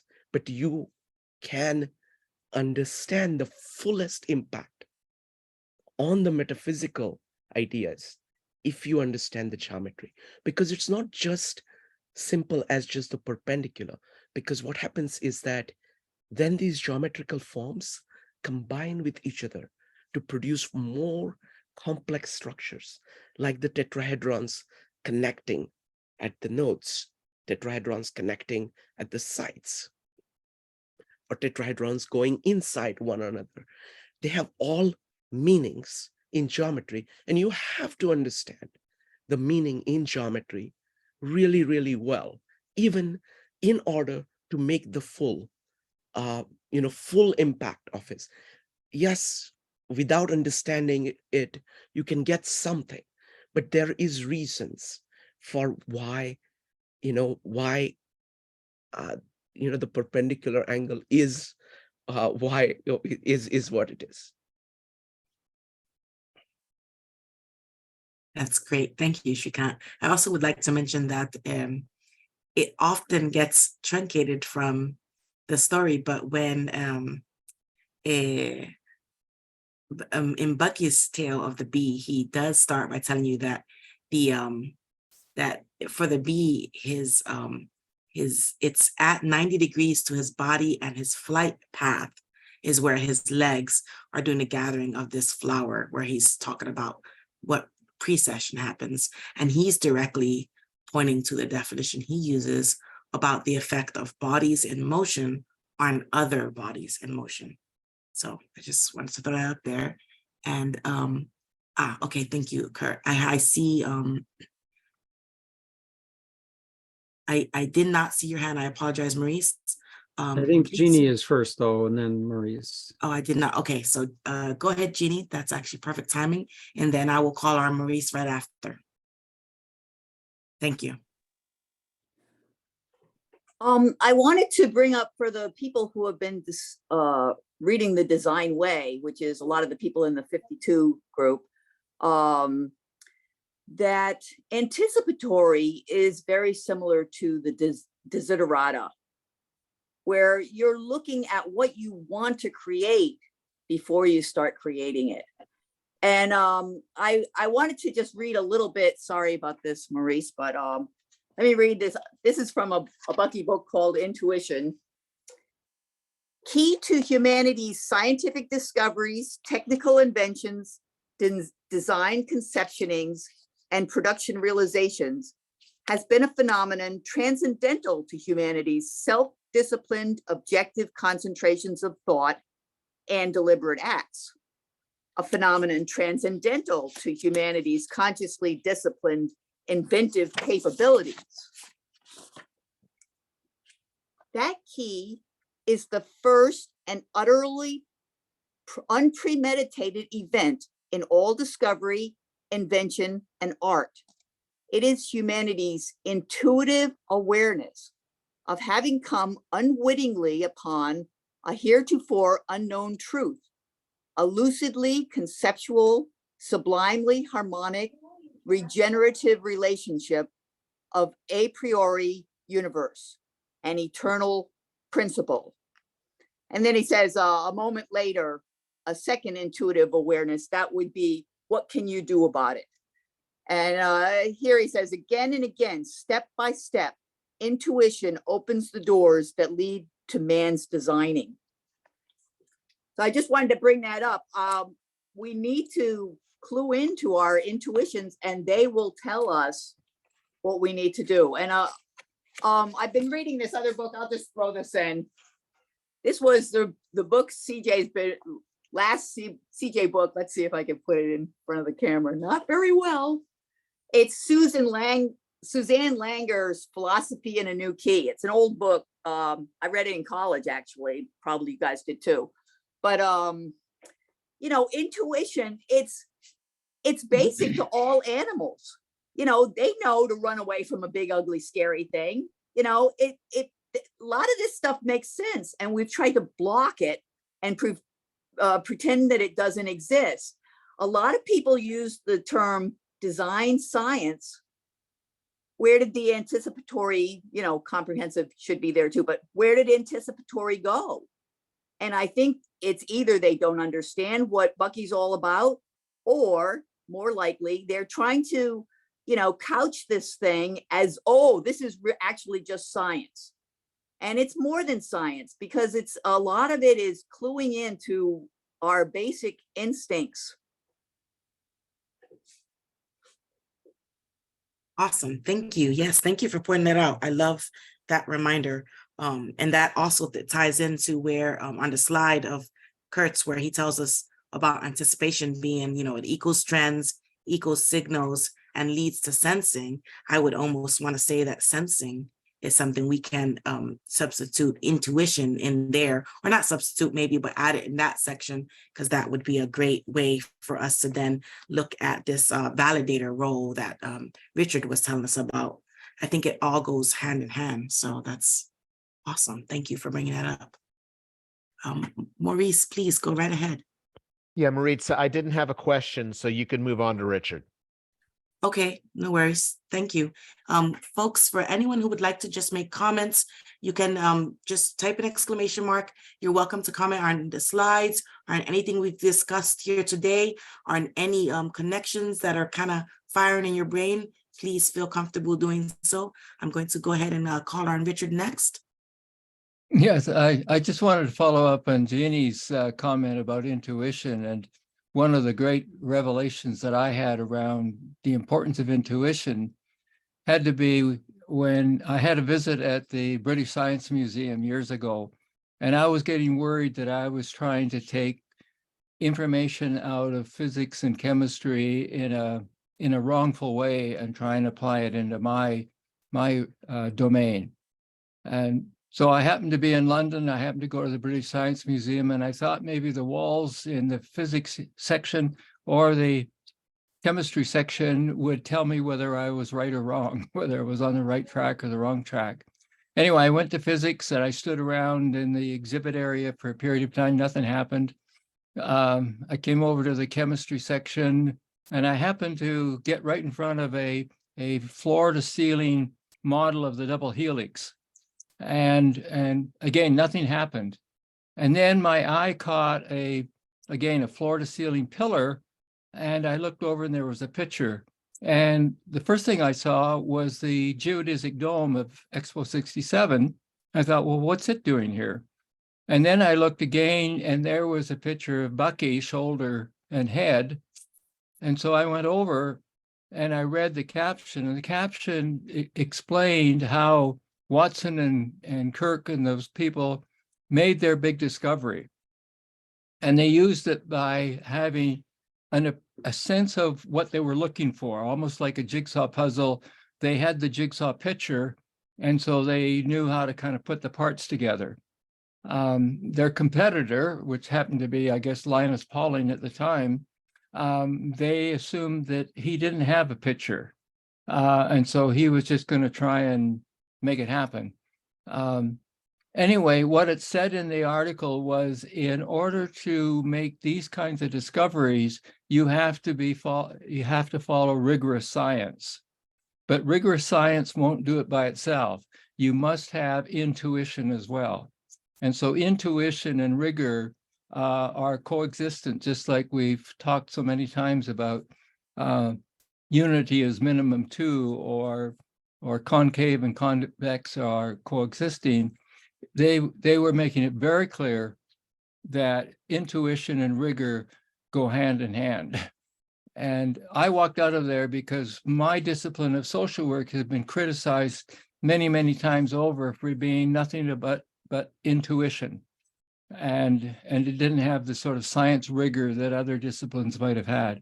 So I walked out saying, if the British Science Museum thinks intuition is important, I'm happy with that. And I'm not going to denigrate myself any more in terms of having membership in a discipline that relies a heck of a lot on intuition. So thank you, Jenny, for your comment. And it just allowed me to tell that little story about the British Science Museum.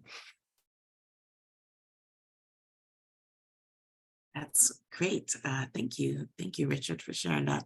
I'm excited to hear us feeding that in, because you're right. Sometimes intuition gets a bad rap in some circles. And I just think that it would be a mistake for us not to consider it. Thank you. So I have Paul up next. Go ahead, Paul. Yeah, just a quick response to some of the thoughts about precession and 90 degrees and things. I think Bucky wanted world change, and he wanted people to adopt his ideas. And I don't even think he would be happy if, maybe he would, I don't know. I shouldn't speak. I should not say that. I think that in these meetups, we take really deep ideas and we rarely say, you can't understand this idea unless you have a really deep knowledge of a mathematical concept. We talk about the Bhagavad Gita, and Yogeshwar and people like that explain things to us in a way that, yes, we get more, as Srikant said, if we dug even deeper.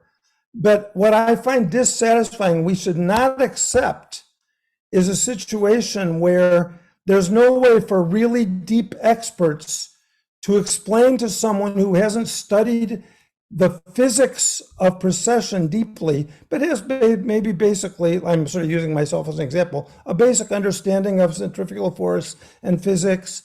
If we can't map his ideas to a person like we do in all our other meetups, Bucky, wouldn't he be disappointed? I'm not hearing us doing that. I'm hearing us going, it's so complicated, you can never understand it unless you read him over and over again and study physics for 10 years.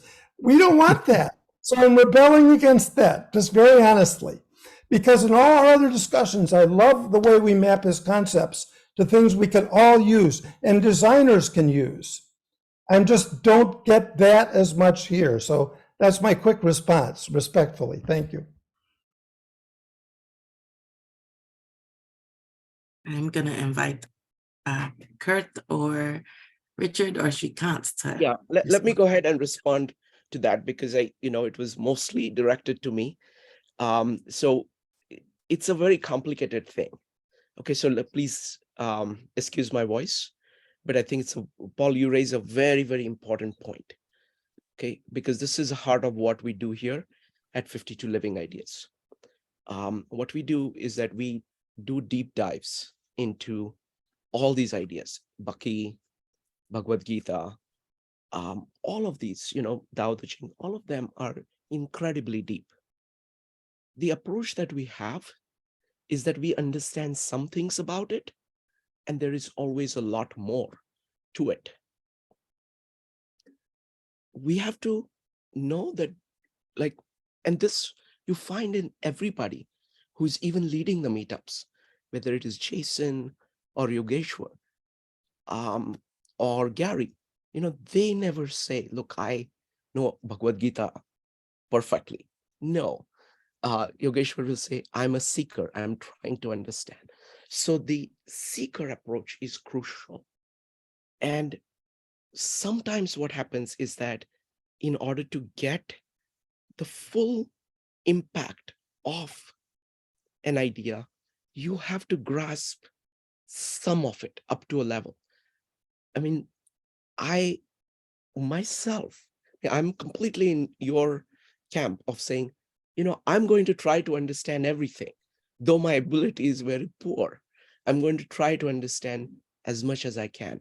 And I will take on a field that I can barely operate in, and I'm going to try on it. So I think that approach is crucial. At the same time, acknowledging honestly the limits of what I can do in a field is crucial to me. So first is this ambition about going into fields. That is one, that I'll speak for myself. So that complete ambition. Second, combined with that ambition, humility of saying, look, I understand some things, but there is a lot to understand. And then when I'm trying to put things together, kind of knowing that the other person might be able to do something that I can't do yet, and being open to that and learning from that. So those are the three things. And you know, I think the so that's, I don't know, Paul, does that make sense to you? Do you see it contradicting with what I said earlier?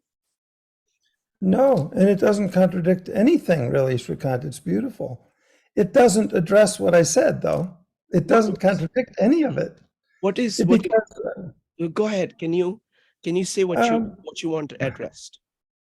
Jason, when you ask him something, even though I don't know Chinese, I am no scholar of the art of war, but when I ask him something, he's able to map a very deep concept into a very useful space.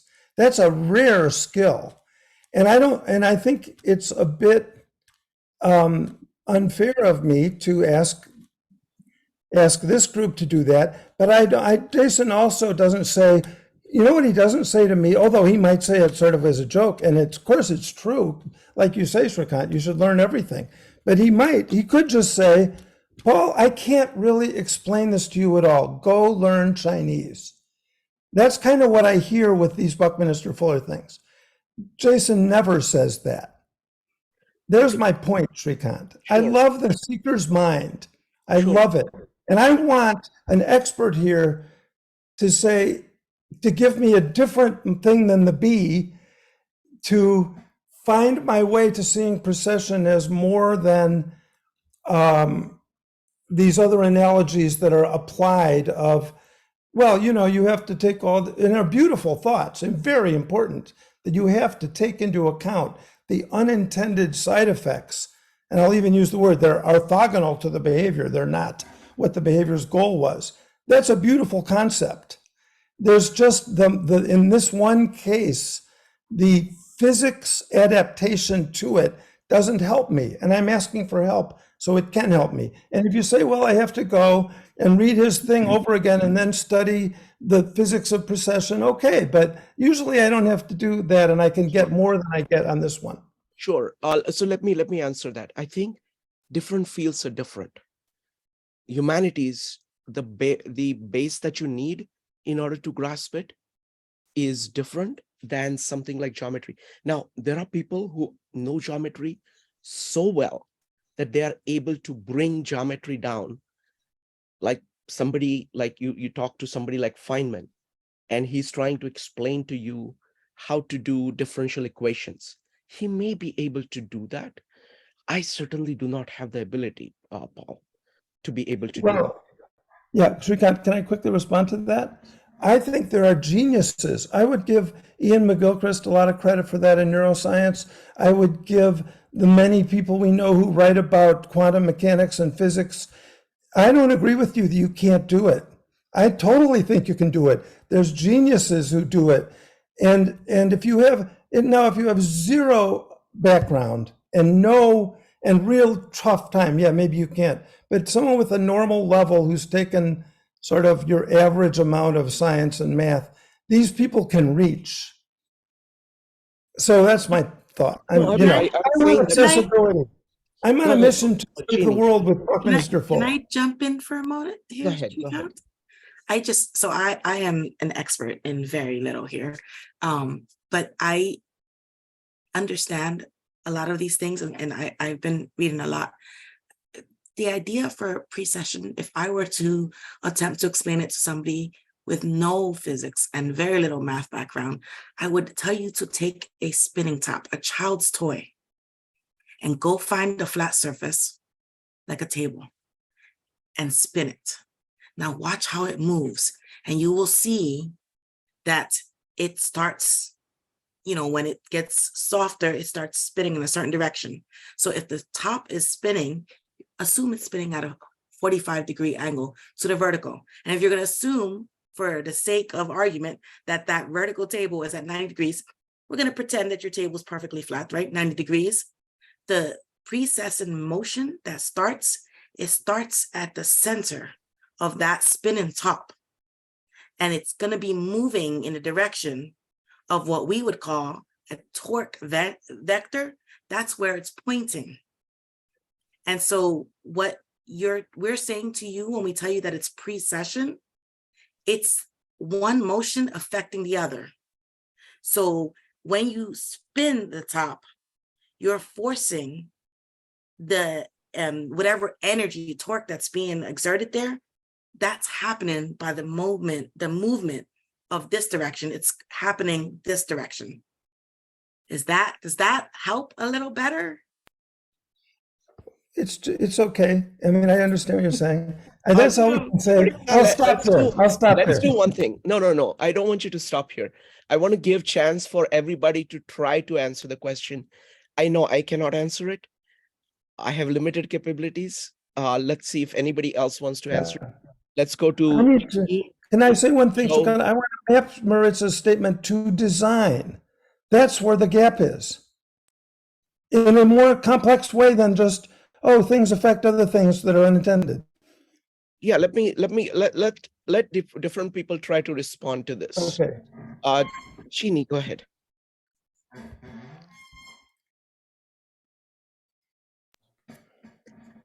Well, I don't want to hijack Curt's meetup here, but it's not that complicated, and it is a basic principle, and it's not taught in school. I mean, you learn a lot of words, in school, on the radio, TV, whatever, but you don't learn about precession. That's why, it's not that complicated. It's just you haven't learned about it. And I think to say that, oh, well, I can't possibly, go off and discover precession. Well, if you can use the word, you should have a little bit of an idea of what it means. And it's more complicated than just saying unintended consequences, because one of the really valuable things about precession is that you yourself can, put a force on something in a different direction than what the force is going to result in. And it can be a valuable tool for you to use. So I think it's worth looking into. I don't think this is probably the time to explain precession. It can't be done, so easily that it should take up the whole meetup. Thank you, Jeannie. And we do have a meetup that we took up a whole meetup trying to look at this concept from several angles. Let's hear what other folks have to say on this. Next up, I have Joe. Go ahead, Joe. So I'm just going to be brief because I think it's an interesting point that Paul's bringing up. The thing that's interesting is to think about this term in terms of linguistics. And the thing that some stuff that I read from Bucky, it's very challenging to say the least. And trying, what is he saying? And then so what happens is the more you dive into the words that Bucky uses, the more you'll understand about geometry, and the more you understand about triangles, and the more you understand about systems. And this is essentially what, correct me if I'm wrong, Shrikant, is that essentially what Bucky's doing is taking these concepts and applying them to these geometrical concepts and applying them to reality. So if I were just to look at ideas of frames, or if I look at the idea of faces or triangle of terms, think of geometry, think about how these things manifest themselves in reality. That's what Bucky does. And he does do it at a very, it's not always accessible, but that's what I think that these meetups do, is that they make them accessible. So I think that what happens with this entire conversation is that Bucky essentially provides us with some real intellectual rigor that we can then unpack, we can then explain to other people. I think that it is accessible. I do. And I think that Kirk and Richard actually, and people that are presented here, Kirby, make it more accessible for the rest of us. So I don't think that there is a limitation per se. I just think that we have to take the time to understand these concepts. Thank you, Joe. Shrikant wants to make a quick comment. Yes. Go ahead, Shrikant. I wanted to make one quick comment on what Joe said. See, what happens is that each of the works that we study has tremendous depth to it. So, for example, you can't really get into Bhagavad Gita without fully diving into it and kind of making it a part of you. That's the way you grasp it. Bucky is like that. He's of that. He's of a very high caliber, and he's done something which is very unusual. He's bringing together two disciplines which have generally been dealt with separately. He's taking core ideas of science and engineering, and he's applying it to human affairs. The science and engineering is a very well-developed field with very deep ideas. It takes a long time to master it. He's taking them and he's taking a version of it and applying it to social things. So it does require considerable amount of work to grasp it. And that is true for anything that we are studying, whether we are studying, Khalil Gibran's Prophet, or we are studying, Carl Jung. You really have to spend time with the material themselves itself to get it. All right, I think Richard was next. Well, I'm going to jump in. Oh, go ahead. Maybe, I don't know if this helps or not. Okay, so this is an example I'll often use with people. So Bucky said that there's this saying in physics, for every action, there's an equal and opposite reaction. But there isn't, right? Because that would mean energy or matter or information was created or destroyed, right? If that was that. So there's always something extra. That extra in physics, we call it the resultant. It's the leftover, but Bucky says that's precession. And so is there techniques of design for precession? Yes. What's an example of every action and an equal and opposite reaction? I'm arguing with my neighbor about politics. Do you think it changes my neighbor in terms of his opinion of politics? No. Does that change me in my opinion of politics? No. But there is some extra energy, and then what does that become? And Bucky would say it's precession. He generalizes it because all these polyhedral shapes, which once again, metaphysically, we're all a polyhedral shape. These are all leaky corners, right? Because each of these corners is also action, reaction, and resultant, but there's always a little extra. It never balances. I mean, that's how everything gets interconnected. And so then this is the idea that it's that, leaky corner that couples to the other thing. And so therefore to him, that same thing as precession is that when the vectors add together, if you will, which are the verbs or variations, there's always something extra. And the way they couple to the next system, quote unquote, is precession. And that often is more important, right? The argument, convincing one another was not so important, maybe, as the fact that we talked. I don't know. So I don't know if that helps, but back to your regularly scheduled programming. Thank you, Curt. That was great. Next up, I have Richard. Well, this is great because this is another one of those worries that I've had as to whether or not I am taking something from another discipline and misapplying it in my discipline. So here's how I understood the bee and the flower and the unintended consequence. If I set up a vertical axis. So the bee at the top and the flower. And so the bee goes down to get the nectar. And in doing so, he also picks up some pollen. Then he horizontally flies to the next flower. And in doing so, he drops the pollen, picks up the nectar, and he keeps going. So what's happening is the unintended consequence is the 90 degrees on the horizontal that moves from flower to flower to flower. So what I did in my work in terms of counseling kind of work, I set up an axis that had the person needing help or the helpee and the helper. So they're in a vertical axis. And they can get into a relationship that either where the expert is trying to pull you or push you to a solution perpendicular to your axis. But if you get into a synchronized back and forth connection, the honoring of the expertise in both the person who is the helper and the person who is getting help, then you get a zigzag motion going.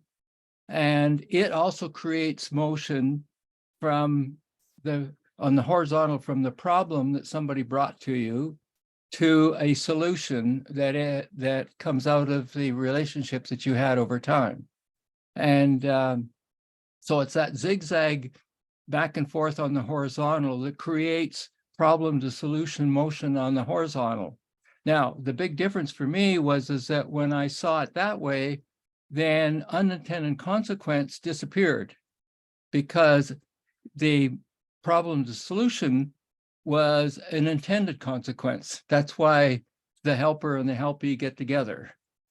So I now use procession in the way I've just described it, but I speak of intended consequences as opposed to unintended consequences that the bee was caught in. Of course, we don't know what's in the mind of the brain. Maybe the bee already knew that he was picking up the pollen and moving it over to the next flower and creating an intended consequence. Anyway, so I love to hear the kinds of things that Paul's talking about to make sure that when we use something from another discipline into, say, our own discipline or our own personal understanding, that we're using it as correctly as possible, and that we're not making some big leap that is not understandable and or not correct. So that's I love the chance to get back and talk about procession because it's something that still worries me that I maybe misused the knowledge that I read in Bucky's synergetics books.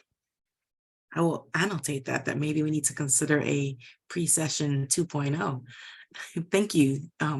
Thanks, Richard. I think that was great. Next up, I see Jeannie and then Maurice.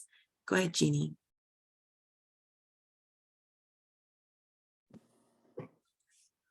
I wanted to say that part of it is that procession is a generalized principle, and generalized principles do go beyond, the study of physics or even mathematics. I mean, this is something that exists. And I mean, the proof is that the moon and the sun are revolving around, you're here because of all this, this is vital to you, even though you don't maybe notice it. I also want to say that it's unusual for us to model things in a dynamic way. I mean, we're used to having either, a chart or, maybe a model. If you get into a 3D model, that's stretching it for a lot of people, but getting into a dynamic 3D model is more than most people, are usually involved in, but it's useful, and if you can do it, it's, stretch yourself.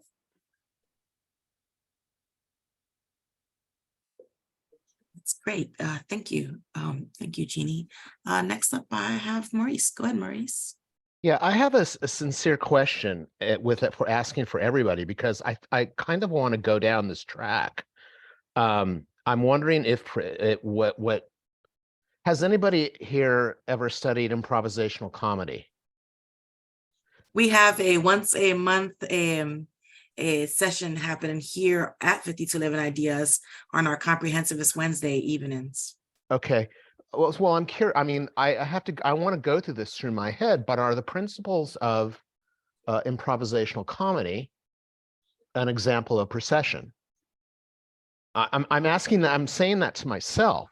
That's why I asked the question if anybody studied it, because I want to see if there's actual connection to that. Do you want to propose a idea for why you think it might? Not really, because it's not that clear in my mind. I just think the thing about there, when you're on stage, you start off with nothing. There is an intended consequence, but you don't know when it's going to happen.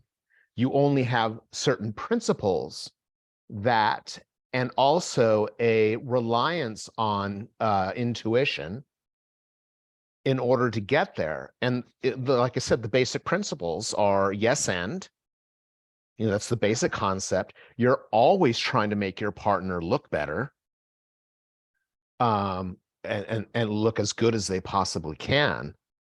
And like I said, I don't know. It's a sincere question coming from a sincere sense of confusion, Maurice, and that they might both be on the same track. That's why I want to explore it on my own. It's a fantastic question, especially this group, because we do we often work to tie this concept of yes and to Yeah. many of the different things we're discussing. I see Shrikant has his hand up. See if he wants to tackle this question. Thank you. And anyone, please, if anyone would like to answer this question or any of the others proposed, please type an exclamation. I'm curious to hear your thoughts. Go ahead, Shrikant. Yeah, this is a great example. So I want to address what Jeannie said very quickly, and then connect it to what Maurice asked. Jeannie made the point that procession is a universal principle. So the great thing about Bucky is that he operates on universal principles. Take trim tab, for example. When we discuss trim tab, we're talking about what is your trim tab? What is your trim tab within you as a person, individual? What is a trim tab in a social system?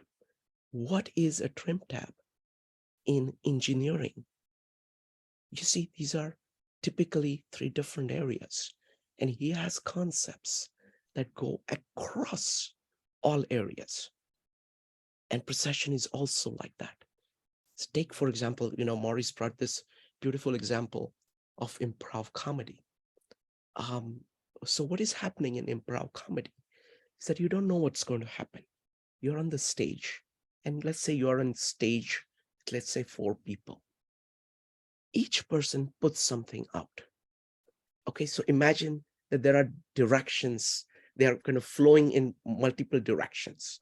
Now, you are saying yes and to all of it, to all of what everybody is saying.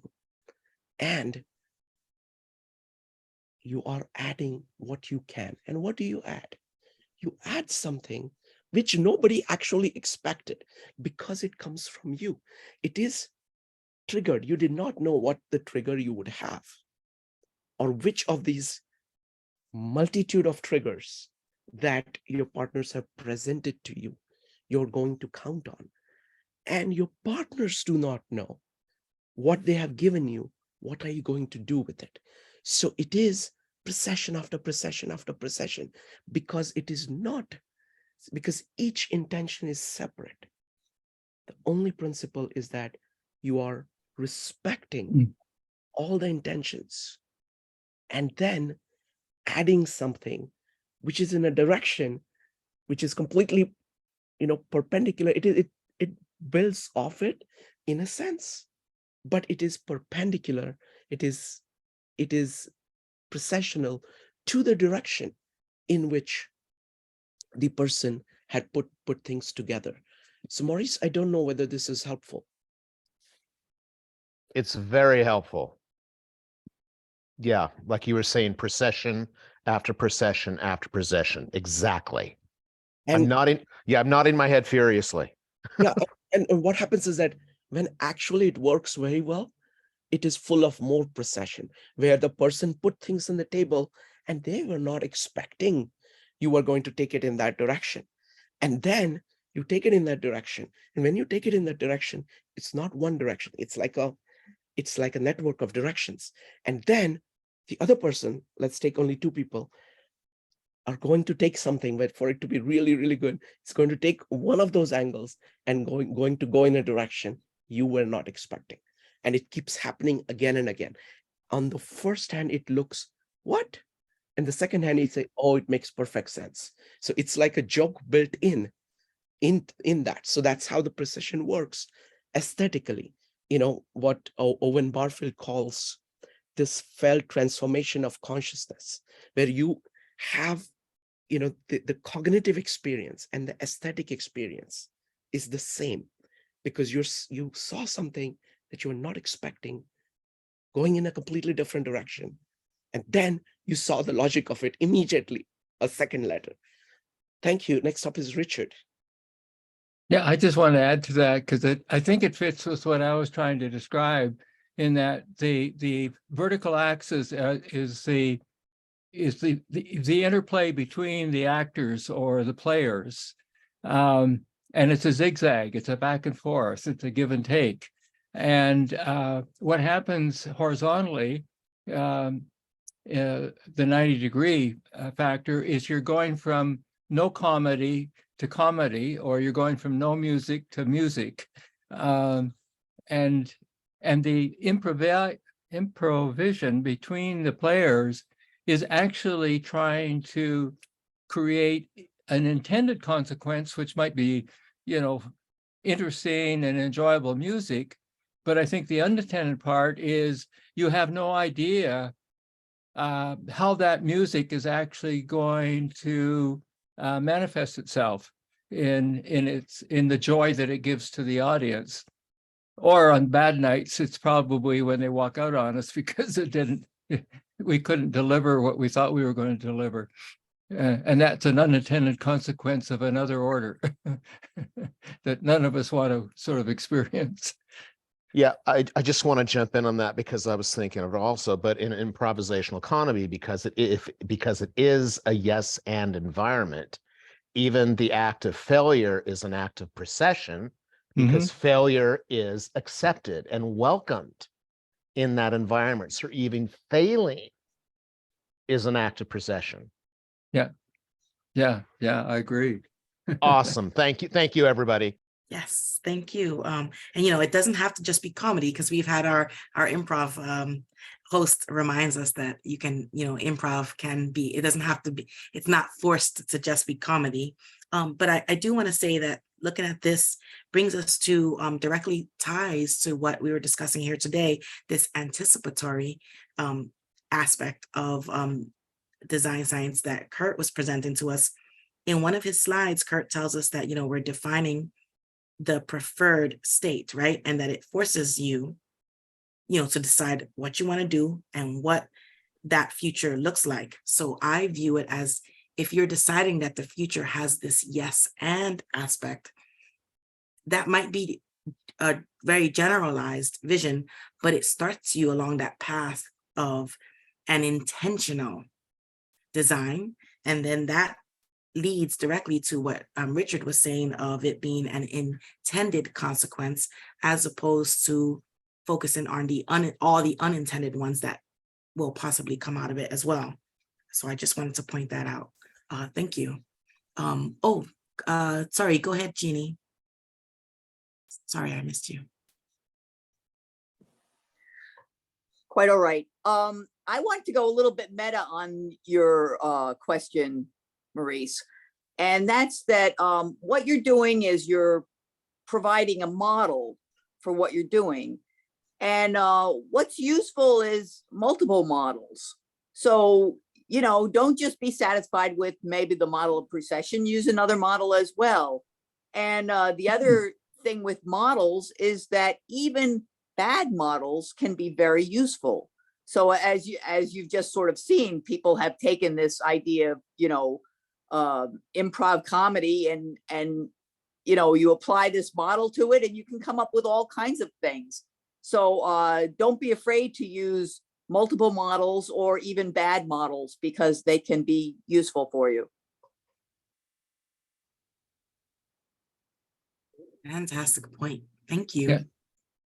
And what I think is exciting about the focus on procession too goes back to Bucky talking about 6 basic motions, procession being one of them.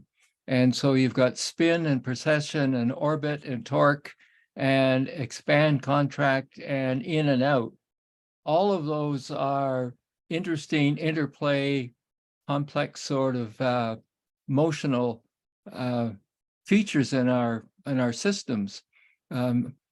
And when I heard more about it, about the 6, I then tried to take them to my modeling of helping relationships and see whether or not the other 5, in fact, were part of the mapping or the modeling. And so far, I've discovered that I think they're all there. and it really adds a beautiful expansion, if you want, an understanding of how you create motion that takes somebody from a problem place in their life to a solution place. Or as, again, Curt was talking about in terms of you set out that desired sort of end. You don't exactly know how it's going to turn out.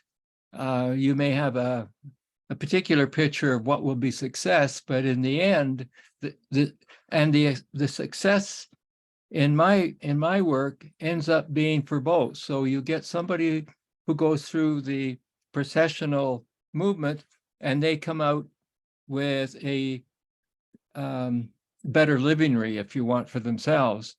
But the helper goes through the same experience with the helpee, and they came out at the end as a better helper or a satisfied helper. And they realize that just like the bee and the flower, you can't have one without the other. A good helper cannot become a good helper if there isn't somebody to be helpful toward. And sometimes people cannot solve the problem on their own if they can't get an engagement with somebody else, whether it's a natural helper or a professional helper. And so the outcome is win-win or both and. Awesome. Thank you. Thank you. Curt, would you like to comment on some of these things we've been saying? I give you the floor, please. Well, I think it's time to wrap it up, at least personally. Yes, Thank you all. definitely. Yes, you will have the last word. And so maybe this will help Paul and others. I mean, the discussion has been great. So pattern, you're pretty much all familiar with pattern. And the most common definition I'm familiar with is it's a resolution of forces. And that comes both from work on nature, all patterns in nature. It also comes from design and Alexander's pattern language. So what's procession? It's a resolution of forces. So maybe you could view procession as pattern. And what would that allow you to do? Well, it would allow you to see it as a bit more as a dynamic, right? So if you thought about, the trajectory of the improv, from moment to moment, right? Those forces are being resolved and you're going off another direction processionally, maybe that's helpful. And I think you can tie it into the topic of tonight on anticipatory. Like I said, it's kind of sort of the next thing is strategies, right? Because once you have that, preferred future, that vision, that shared future, how do you get there? And, we build things, people build things that persist beyond our brains. Obviously, Bucky built a bunch of stuff, but then we build things like, Robert's Rules of Order. We get tired of having to figure out, how to sort things out in every given meeting. So we produce Robert's Rules of Order. So these sometimes are described as stable intermediate forms. That's a phrase from biology, things we see like cells and boundaries. And they're also sometimes what we describe as cultural evolution, right? Once we figure out something about a particular style of music, how to make the instrument, how to play it, how to compose for it, how to annotate it, etc. So in a way, when we design for the future, for that future place, we're talking about creating these stable intermediate forms or patterns, or I don't know, networks or environments for procession to happen consistently.